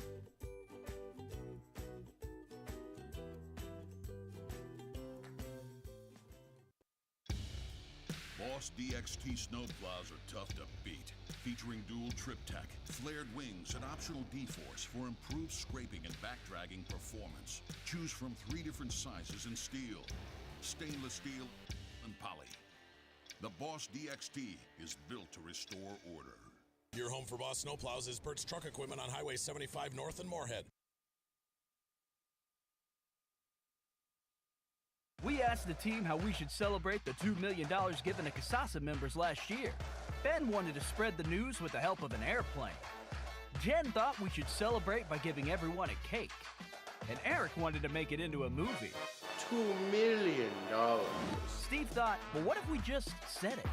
Last year, First Community Credit Union gave $2 million in Casasa rewards.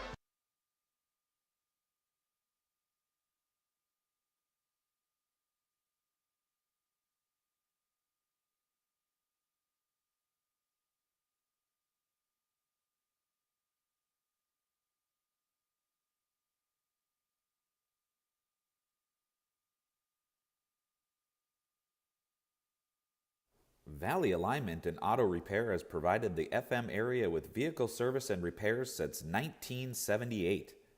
They perform your vehicle service needs from oil changes and brakes to transmission and engine rebuilds. Valley Alignment and Auto Repair is a proud sponsor of Spuds Athletics and wish all the athletes and families a great 2022-23 school year and sports season.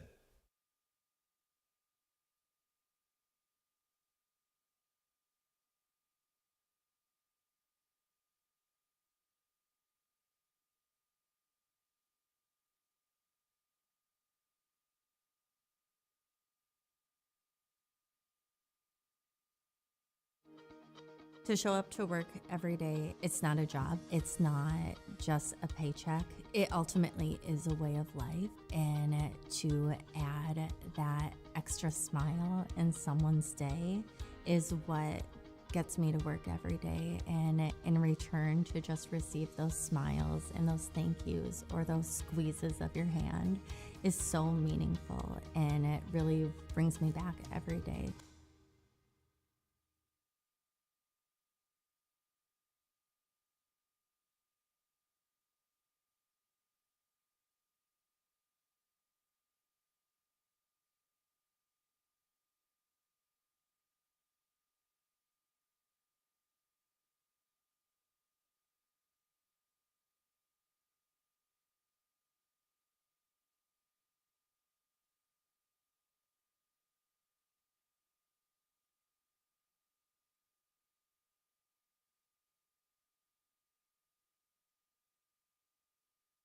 Natural talent, physical gifts, training advantages. To become a champion, none of that matters. True champions are the ones who are comfortable working harder, staying later, and finding that competitive edge. They are never satisfied simply doing a good job, because those who transform themselves from local talent into local folklore are the ones who continually perform beyond their limits. Bell Bank, proudly supporting champions everywhere. We are The Breakdown. For almost 2 decades, we've published the most comprehensive yearbooks on Minnesota high school sports and run the best in-season and off-season events. We cover every corner of the state. We are The Breakdown. Before I became a real boy, life was easy. I just sat there doing sandwich stuff. But being alive is so hard. So if you don't want to get up to get a sandwich, you shouldn't have to. We asked the team how we should celebrate the $2 million given to Casasa members last year.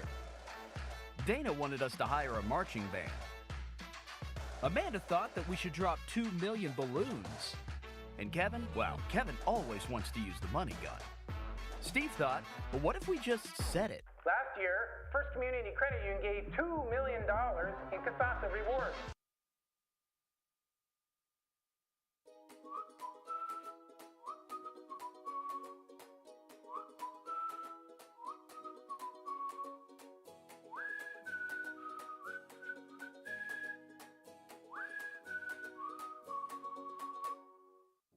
Revive Professional Massage Therapy Clinic.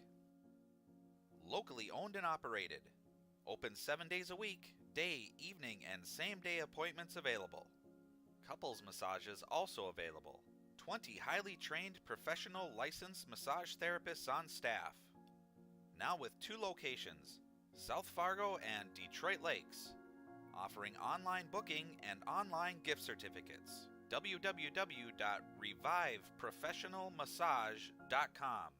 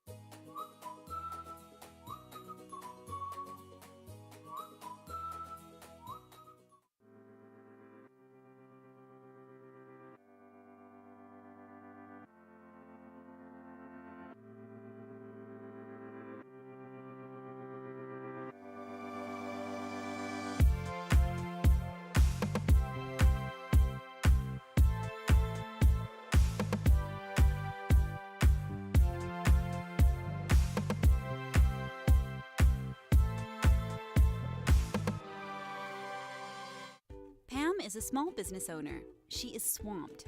Pam knows she needs to advertise, but is overwhelmed by all the options. What if there was a way for Pam to have access to a team of media experts? What if this was at no extra cost and didn't require a contract? Meet Avenue Right. Save time, money, and get peace of mind that your advertising dollars are well spent.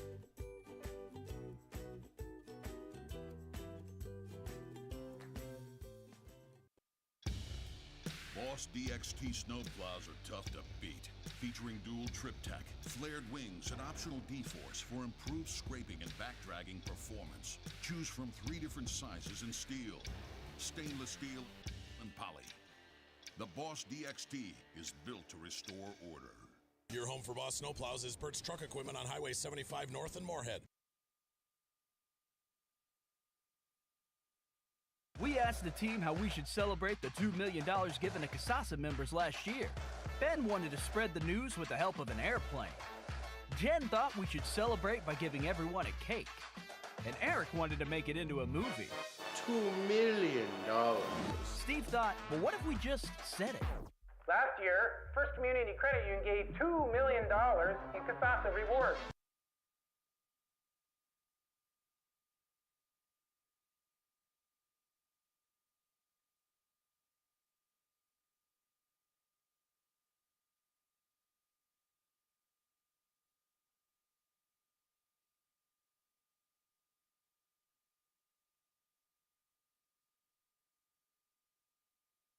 Valley Alignment and Auto Repair has provided the FM area with vehicle service and repairs since 1978.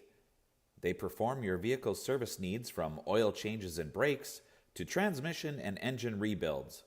Valley Alignment and Auto Repair is a proud sponsor of Spuds Athletics and wish all the athletes and families a great 2022-23 school year and sports season.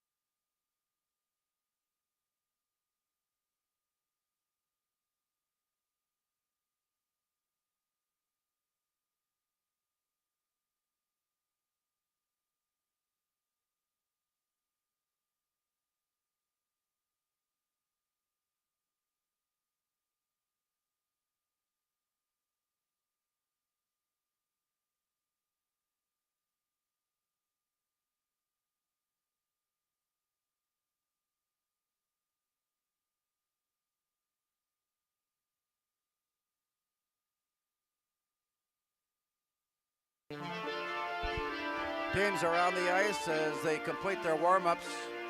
Moorhead will attack right to left here in the third period. The job at hand is still a 2-goal game after a 2-0 deficit after one. It got down to the stretch run in the second where both teams scored, and it kept to be a 2-goal game. It's now 3-1 Warroad. Moorhead has taken the advantage in shots on goal, but Slukinski and with help from his defense have been able to keep things away. And so we enter play here out at center ice with the Spuds going right to left. Backpedaling out of the and a long pass far side, a quick turnaround, deflected away. Spuds will track it down. They'll try it again. Play catch along the wall before it's popped up into the air. And as they work it loose, it comes right back to the Warriors. Play on the near side now for Ryan Lund. He goes rink wide with it. It goes all the way down to the corner. And from there, played back near side. Up against the wall, scramble for it. It pops up into the air and it comes down, going rink wide, all the way rink wide. It's picked up there by Eric Comstock, and he slides it out to center ice. And from there, the Spuds try to take a reach at it, but it's deflected away. Kai Weigel plays it back near side. Into the corner, sent off far side. Ricochets off the far wall. Spuds are on the attack. It's his 2-on-2. Just at the blue line, wind up in a shot, up in the air, blocked back near side. And out at center ice it comes as the Spuds play it back. Here's a turnaround quickly, and it goes rink wide. Play it into the zone, tapped ahead. Spuds race it down. Here's Aaron Ryerson, wind up to shoot, and it's blocked away. Bad angle shot, but hoping for a deflection in the other direction. Here comes the return. On his way in, shot blocked, and sliding on his backside and all the way out of the crease. Kai Weigel records the save. Seeing some outstanding performances tonight in net. 3-1. Warroad with the lead as the play goes down, drawn to the corner. Sent up and out to center, played right back in. Broden Huntvet had it for just a moment, and the play comes near side. Knocked away loose, scrambled after, and the play came in offside. So that's where we'll have the face-off. We are early on, third period. Unbeaten, number 1 ranked Warroad. Moorhead, 9-8 on the season, Class AA.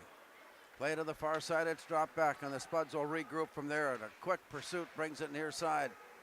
Walking his way in, Kraft drops it down, the shot put point blank, but wide by Aaron Ryerson. Rolls all the way out of the zone and all the way up ice, and play dished off, and the Spuds will try it again. Here's the play to Kraft. He'll come to the blue line. It is 2-on-2 as Kraft winds it up. Sends it on a centering pass. It got all the way through. Back now near side, and it rolls out to center. Colby Creer there to pick it up and hand it off to Dufault. Down deep into the corner, all the way around far side. Here comes the walk-in, a shot and a block and a rebound, kicked off wide. The goal mouth is open. Slukinski is back up and standing in place as the play goes out to the far point. Shot sent on from there, and another shot rejected by Slukinski. Here's the rebound shot. Rebound off to the near side. As the Spuds put on a buzz. In the early minutes, here's a rebound right out in front, and it's tapped away of the Warriors. Clear the zone with a long pass to stop play. 14-17 to go. The Spuds getting some good looks inside. It stays 3-1. Face-off will be to the far side. As they circle and step in, Landon Thompson will square up for the Warriors as he faces Brooks Cullen. It rolls in on goal, and a jump out of the crease by Hampton Slukinski. And into the draw far side. Play is down, tipped away, recovered, near side. Warroad, it pops up into the air and a scramble for it there. Spuds are there to pull it loose, bring it near side. Here's Carlson. He backhandled it, and it comes away. Recovered momentarily for the Spuds, and Baumgartner steers it off far side. Quick release. trying to backhand it ahead, and Brooks Cullen following the play in, able to get there in time to turn it around. Spuds have changed. Near side, a big look down low. All the way around behind the net. As they turn and look, it's popped up into the air and gloved down by Carlson. He turns it around, and it bounces off the near wall. On the recovery, it comes in by Landon Thompson.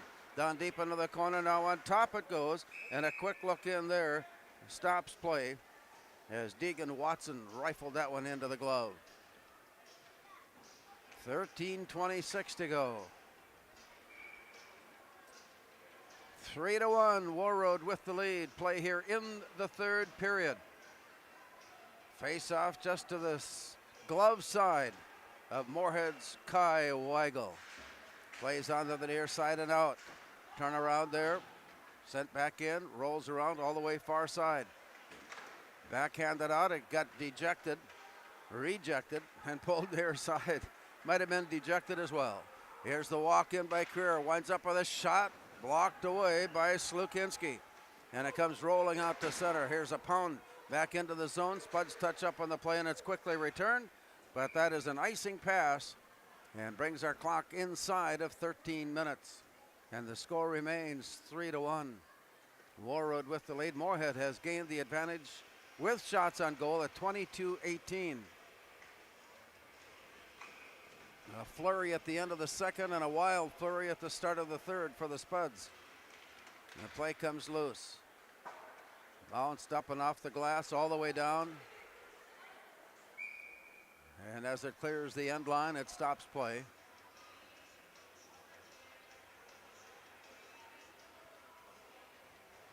Face-off will be in the Warroad end, near side. And on the face-off, it's drawn out and it's picked up by Lindbergh. Leading it off to the far point. Then from there, Ian Ness. He has Moorhead's only goal. Waiting for the play to come down to him. He's in the corner. Ian Ness has his pocket picked as he works it out of the zone and up all the way to the far side. Moorhead putting on some defensive pressure there, but then it turns into offensive pressure and they circle it around back to the near side and the pull down low. Moorhead getting a stick on it and it's poked away. Nice backhand try by Jason Shogabay to have it returned. Back out at center, it comes near side for Carson Pilgrim. He turns it into the near corner before sending it down. And from there, Shogabay takes over. He got sandwiched off the boards, but comes back up with the loose puck and works it up high in the slot. Here's Shogabay winding up with a shot blocked away. Off to the far side, return. Blocked up and glove save made by Kai Weigel. That brings our clock inside of 12 minutes with 11:55 remaining. Warroad continues to hold the advantage at 3-1. Caleb Alderson stands in and draws it down. Play comes back to Mason Kraft near side. He lifts it out to center. Ryerson giving chase. And pursued into the boards far side before it's backhanded out. Spuds reclaim it. Long pass got away from Kraft. And that icing pass brings it back into the Moorhead zone on the far side.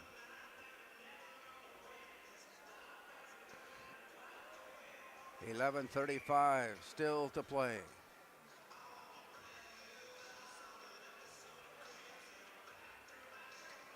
On the face-off, it's drawn down and dished out to the point.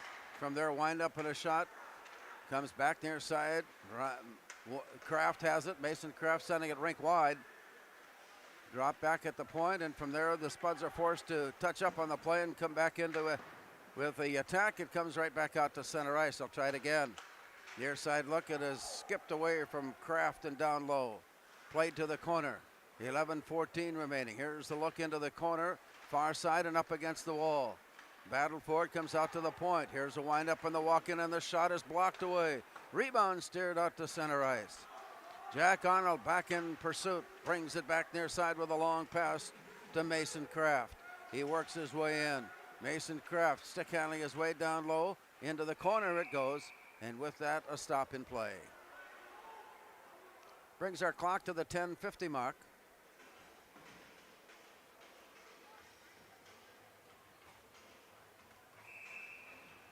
And the face-off will be to the near side of Hampton Slukinski.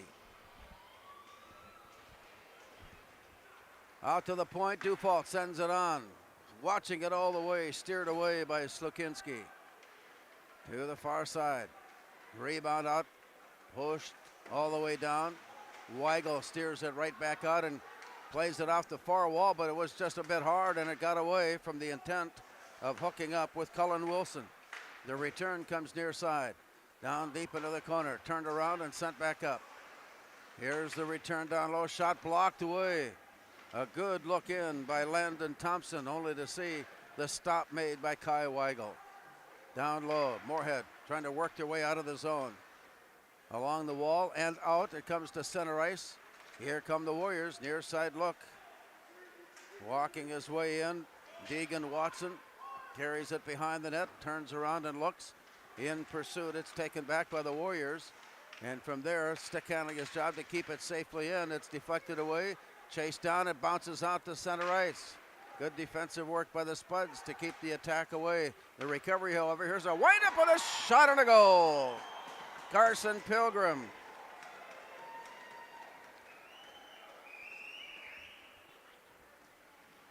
And the Warriors take back a 3-goal advantage. Carson Pilgrim getting the shot with a blast.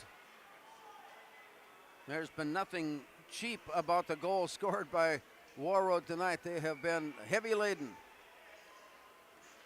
7:37, 7:27, time of the goal. 4-1 our count, and play continues. We got an arm up and a penalty called.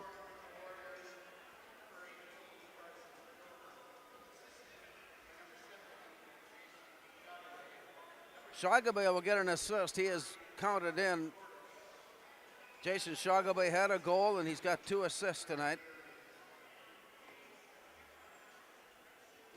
As Carson Pilgrim got that one to drop in, he is also assisted on the play as that penalty against Moorhead. And Chris Baumgartner gives Warroad the power play. Up on top, it's deflected out to center ice. In pursuit, Joe Corton. A recovery brought right back in. Wind up in a shot, hitting traffic, blocked away, sent out far side. And they're going to make the call there to bring it back into the zone for the faceoff.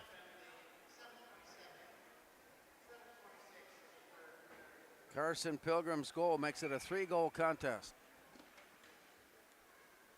And with 9:10 remaining, the faceoff to the far side of Kai Weigel. With the play down, out to the point, Warroad, near side Shagabay, returns it rink wide, wind up in a shot, blocked up and away. It comes down near side and Shagabay lines it up once again. On the return, goes rink wide, return up on top, return far side.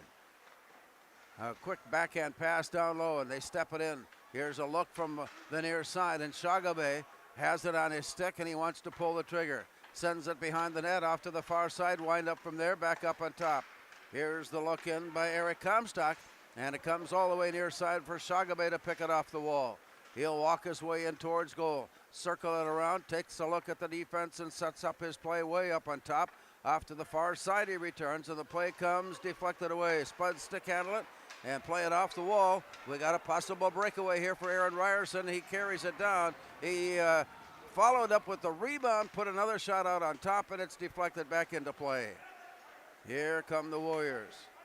Mary Marvin on top. It's popped up into the air and brought back down. A long play out. Got ahead of Ryerson. They're waving off the icing, and play will continue. 20 seconds left on the Moorhead penalty. Play to the near side. Lifted up. 7:45 remaining. Moorhead trailing 4-1 as Jason Shagabay brings it in. Had it poked away nicely. Good defensive play by Aiden Dufault. He takes the hit. Moorhead is at full strength. They're even up now as the long pass goes far side. And right at the blue line, played right back and into play. It goes off the stick of Caleb Alderson and deep into the Warroad end. Played out of the corner. Broden Hontvet. Dished away, scrambled after, dished down deep into the corner. Centering pass comes up on top, and it's picked off. Steered near side, and here's the run up by Peyton Sunderland. And as he turned around, he put a shot into the glove of Kai Weigel.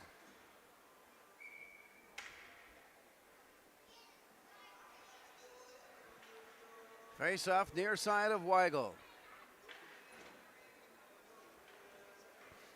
As they stand in, Taven James ready for the face-off for Warroad. It's drawn near side, and out it comes to the point. Sidestepping away, here's Parker Gast. He winds up to shoot. And again, a drop to the knees, saved. Plugging up the 5-hole by Hampton Slukinski. Anytime you put a shot in on goal, and you're wondering if there will be a rebound or if it's safe to play, there will be some extra verbiage. But so far, nothing more than that. Glared it down. And the face-off will be to the near side of Slukinski. Play drawn to the wall and worked behind the net. Far side play. Dished off to the far boards. And it comes out, tapped away loose, and comes rolling all the way down. Weigel plays it back out all the way to center ice, where it's picked up by Eric Comstock. 4-1 Warroad with the advantage, with time running 6:26 left. It rolls off the stick, and the Spuds are there to pick it up. Up on top, sent in by Comstock all the way around the perimeter, far side. As they battle for it there, it comes loose for a moment. The Spuds come up with it. Across the blue line, stepping back, and it's steered away by Baumgartner. Rolls back out to center ice with 6 minutes to go. On the near side, it's dished ahead. Up against the wall, played now by Carlson. And off to the side, it goes away, and from there it's controlled by Griffin Marvin. High in the slot, it's deflected away. Spuds overskate the play, and it's recovered by Warroad. Here's a wind-up and a shot, and a missed shot, but he got the zone loose puck, and finally the Spuds are able to put a stick on it and take it under control and work their way out to center ice. To the near side, the play left off to the side. Return, here's a wind-up and a shot, blocked up and away. Caleb Alderson had a good look, but just enough glove and just enough stick by Slukinski to prevent it from sliding forward. 5:19 now showing.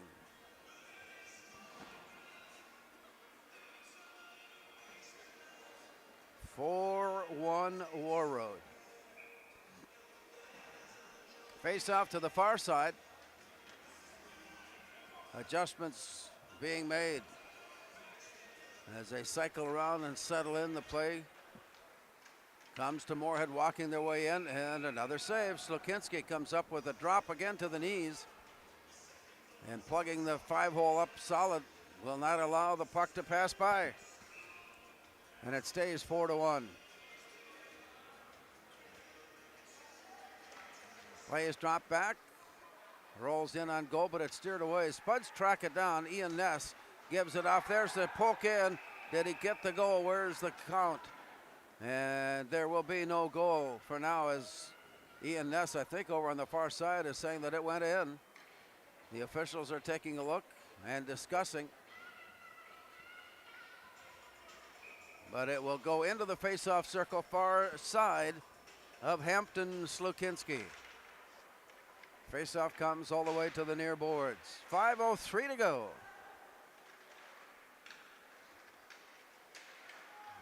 Into the corner. Arm up. Moorhead will go on the power play.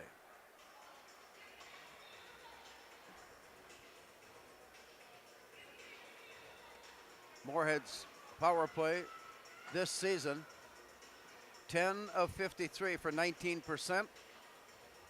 They've had a couple of opportunities here tonight that have not found the range. But over the course of a long season, the percentage is improving. Play goes down and out to the point. It got away. It rolls all the way down. Back to the near side and off to the far side, up against the wall it goes. As they tangle it for a moment, here comes the outlet. And off to the far side and out to center. Spuds prevented from going back into the zone. Aaron Ryerson, deep in the far corner, plays it back near side. Here comes the rush. Four-man rush to center. Four-man rush across the line and in. Dropping it back into the far side, Ryerson. Down deep in the near corner. Boarding is the call. And the play continues with the Spuds having the extra skater down deep in the corner. Corton ties it up momentarily. From there, they reach in, try to pull it away. It stays in the corner. Now it's poked free, and the Spuds return it deeper in the corner and from behind the net. From there, turned around and sent all the way. Kai Weigel watching, taking a look. He'll bring it behind the net. The advance from there with 3:40 remaining. Here's the rush up to center ice. Across and in. Near side look, Parker Gast. Deep in the corner and behind the net. Gast will try it from there. He's hounded in. He's pushed up against the glass. Colby Creer helping out on the play to poke it loose, but it's intercepted. Spuds on the line change. Here comes the walk up, and it's tipped away. Recovered, blocked away. Oh, he had a good idea. Carson Pilgrim showing why he leads the team in scoring with goals. Carson Pilgrim, he did a little toe drag on the way in and slipped one in, but misfired just briefly. Off to the far side, a bounce pass. 3 minutes to go. Time is running out on the penalty. And here comes Pilgrim. He'll try it again. This time, oh my. Big hit delivered by Colby Creer. Warroad is at full strength as player returns. Tapped ahead. Scramble for it there. And an injury now for Carson Pilgrim. He was upended and hit down hard and is still working his way up to the stand-up. But Carson Pilgrim, shaken for sure, has stopped play with 2:42 remaining. Our vantage point was somewhat tilted. In order to understand what we saw, all we could see was the tail end of it and the hard hit in an effort to take the puck back.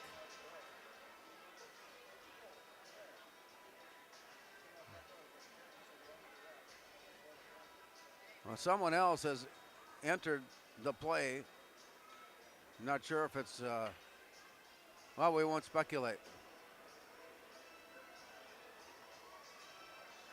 As more attention is being drawn out of Carson Pilgrim, as we watch on, he has been set in a sitting position, and prior to that, he was down on his knees and leaning forward.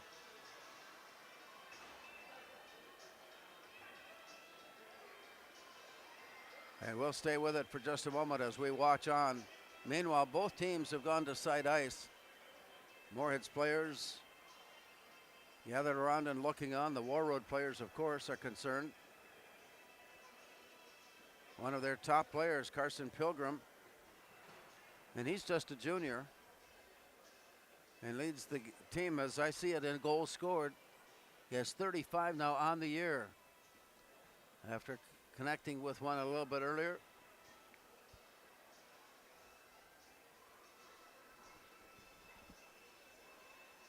We're going to have a moment before we are able to resume play, so we'll take this time out. We'll be back at Moorhead Sports Center with 2 minutes and 42 seconds remaining here in regulation.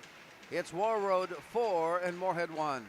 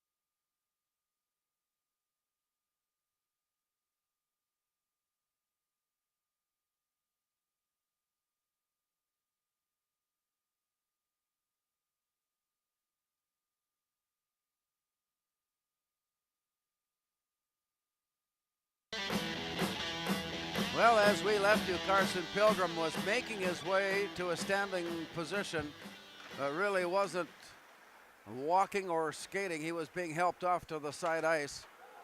And from there, we'll have to wait and see how things are determined. But play is back underway. And as that play had followed along, there was a stop in play with the puck in the Warroad end. And that's where it began again. And on the ensuing play, it was sent up ice. And from there, it's been brought back. And the faceoff will be to the other side now of goaltender Hampton Slukinski. 2:16 remaining. Play is down. Swept against the base of the net and off to the far side. The outlet pass. Warroad sending it in deep. 2:04 to play in the near side. Balanced attack there, ricocheting up, and it got away for a moment. Tapped away, but recovered and sent deep into the near side. Played up against the wall. The centering pass got intercepted. Spuds pull it off the wall and send it out. They keep it in play, and it's sent down to the near corner. 1:41 remaining. Mason Kraft goes rink wide with it, and it's sent around the far corner, back to the near side and up against the wall. From there, a turnaround shot sent out. Rebound, shot, and goal! Spuds come up way late with Aaron Ryerson getting his second of the night. Correction. Ian Ness had the first. Aaron Ryerson, Moorhead's leading goal scorer, picking up his 19th of the season.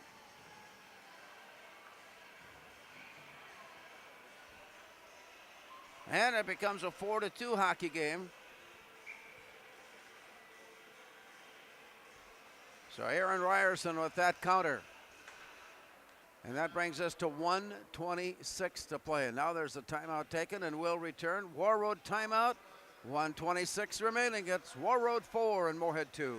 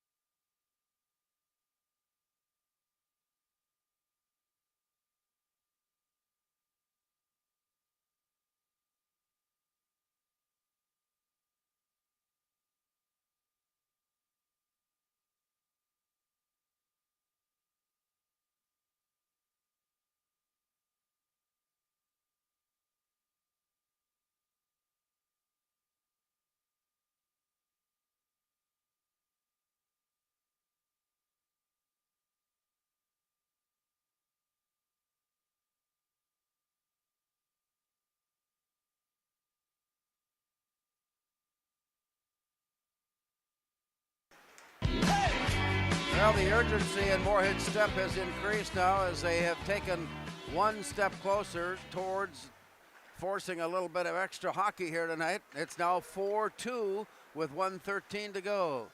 As the play develops into the front and back again, it comes out to center ice. 1:06 and counting down. Pops up into the air. And will the Spuds pull goaltender Kai Weigel? And at what point? He's inching his way off to the front and off to the side, and as play gets across the blue line, he heads in. Down deep as they put on a sixth attacker, centering pass out in front. Rebounders a look up ice, and it's knocked out of the air, and it comes rolling all the way back up. They'll not call the icing, and there they will call icing, and now it's waved as play will go. They may call it on a high stick.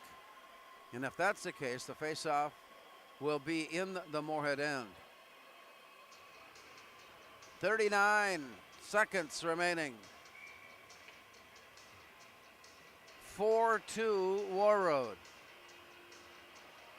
Play off to the far right side of Kai Weigel. And the play is drawn to the corner. From there, a long pass sent out. Popped up into the air. Spuds track it down. Here's Aaron Ryerson, but he can't put a handle on it. And it's taken back, and it comes back to Ryerson. He's tied up in the near corner. Gives it off to Mason Kraft, and he sends it off to the far side. Here's the walk-in from there. Winding it up, the shot blocked right down low and covered up nicely by Slukinski. And we have 18 seconds remaining. Goal is empty at the other end. And now Moorhead has exercised their timeout as they discuss their plan here. We'll return. 18 seconds remaining. Warroad 4, Moorhead 2.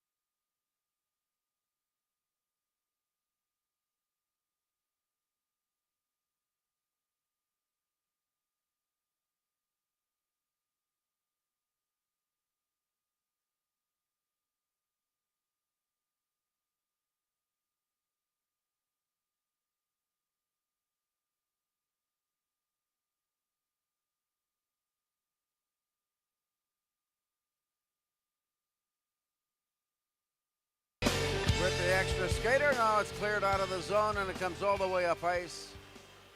That puts us back in the face-off circle now with 11 seconds remaining. Warroad on the verge of staying unbeaten. Here's the play. The Spuds on the verge of bringing their record to 500. Here's the walk-in from behind. Set it up on top. Tried to poke it in. Play continues after the whistle, not necessarily concerning the puck. And as they work it out to the far side, players are separated. Officials stand in the way. And play will resume with 5 seconds now showing.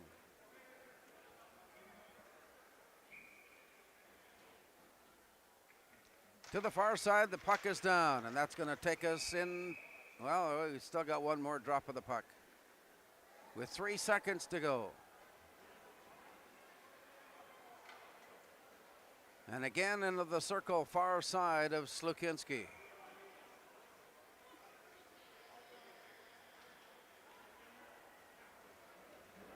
Colby Career heads off, and play is down. Drawn to the corner.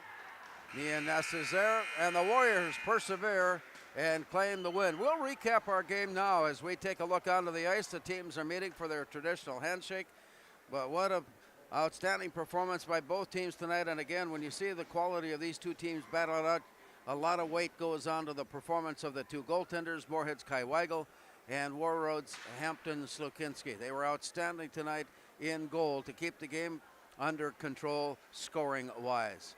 And with that, the Spuds get the victory, improve now to, or drop rather, to 9-9 as they head into Tuesday's game at East Grand Forks.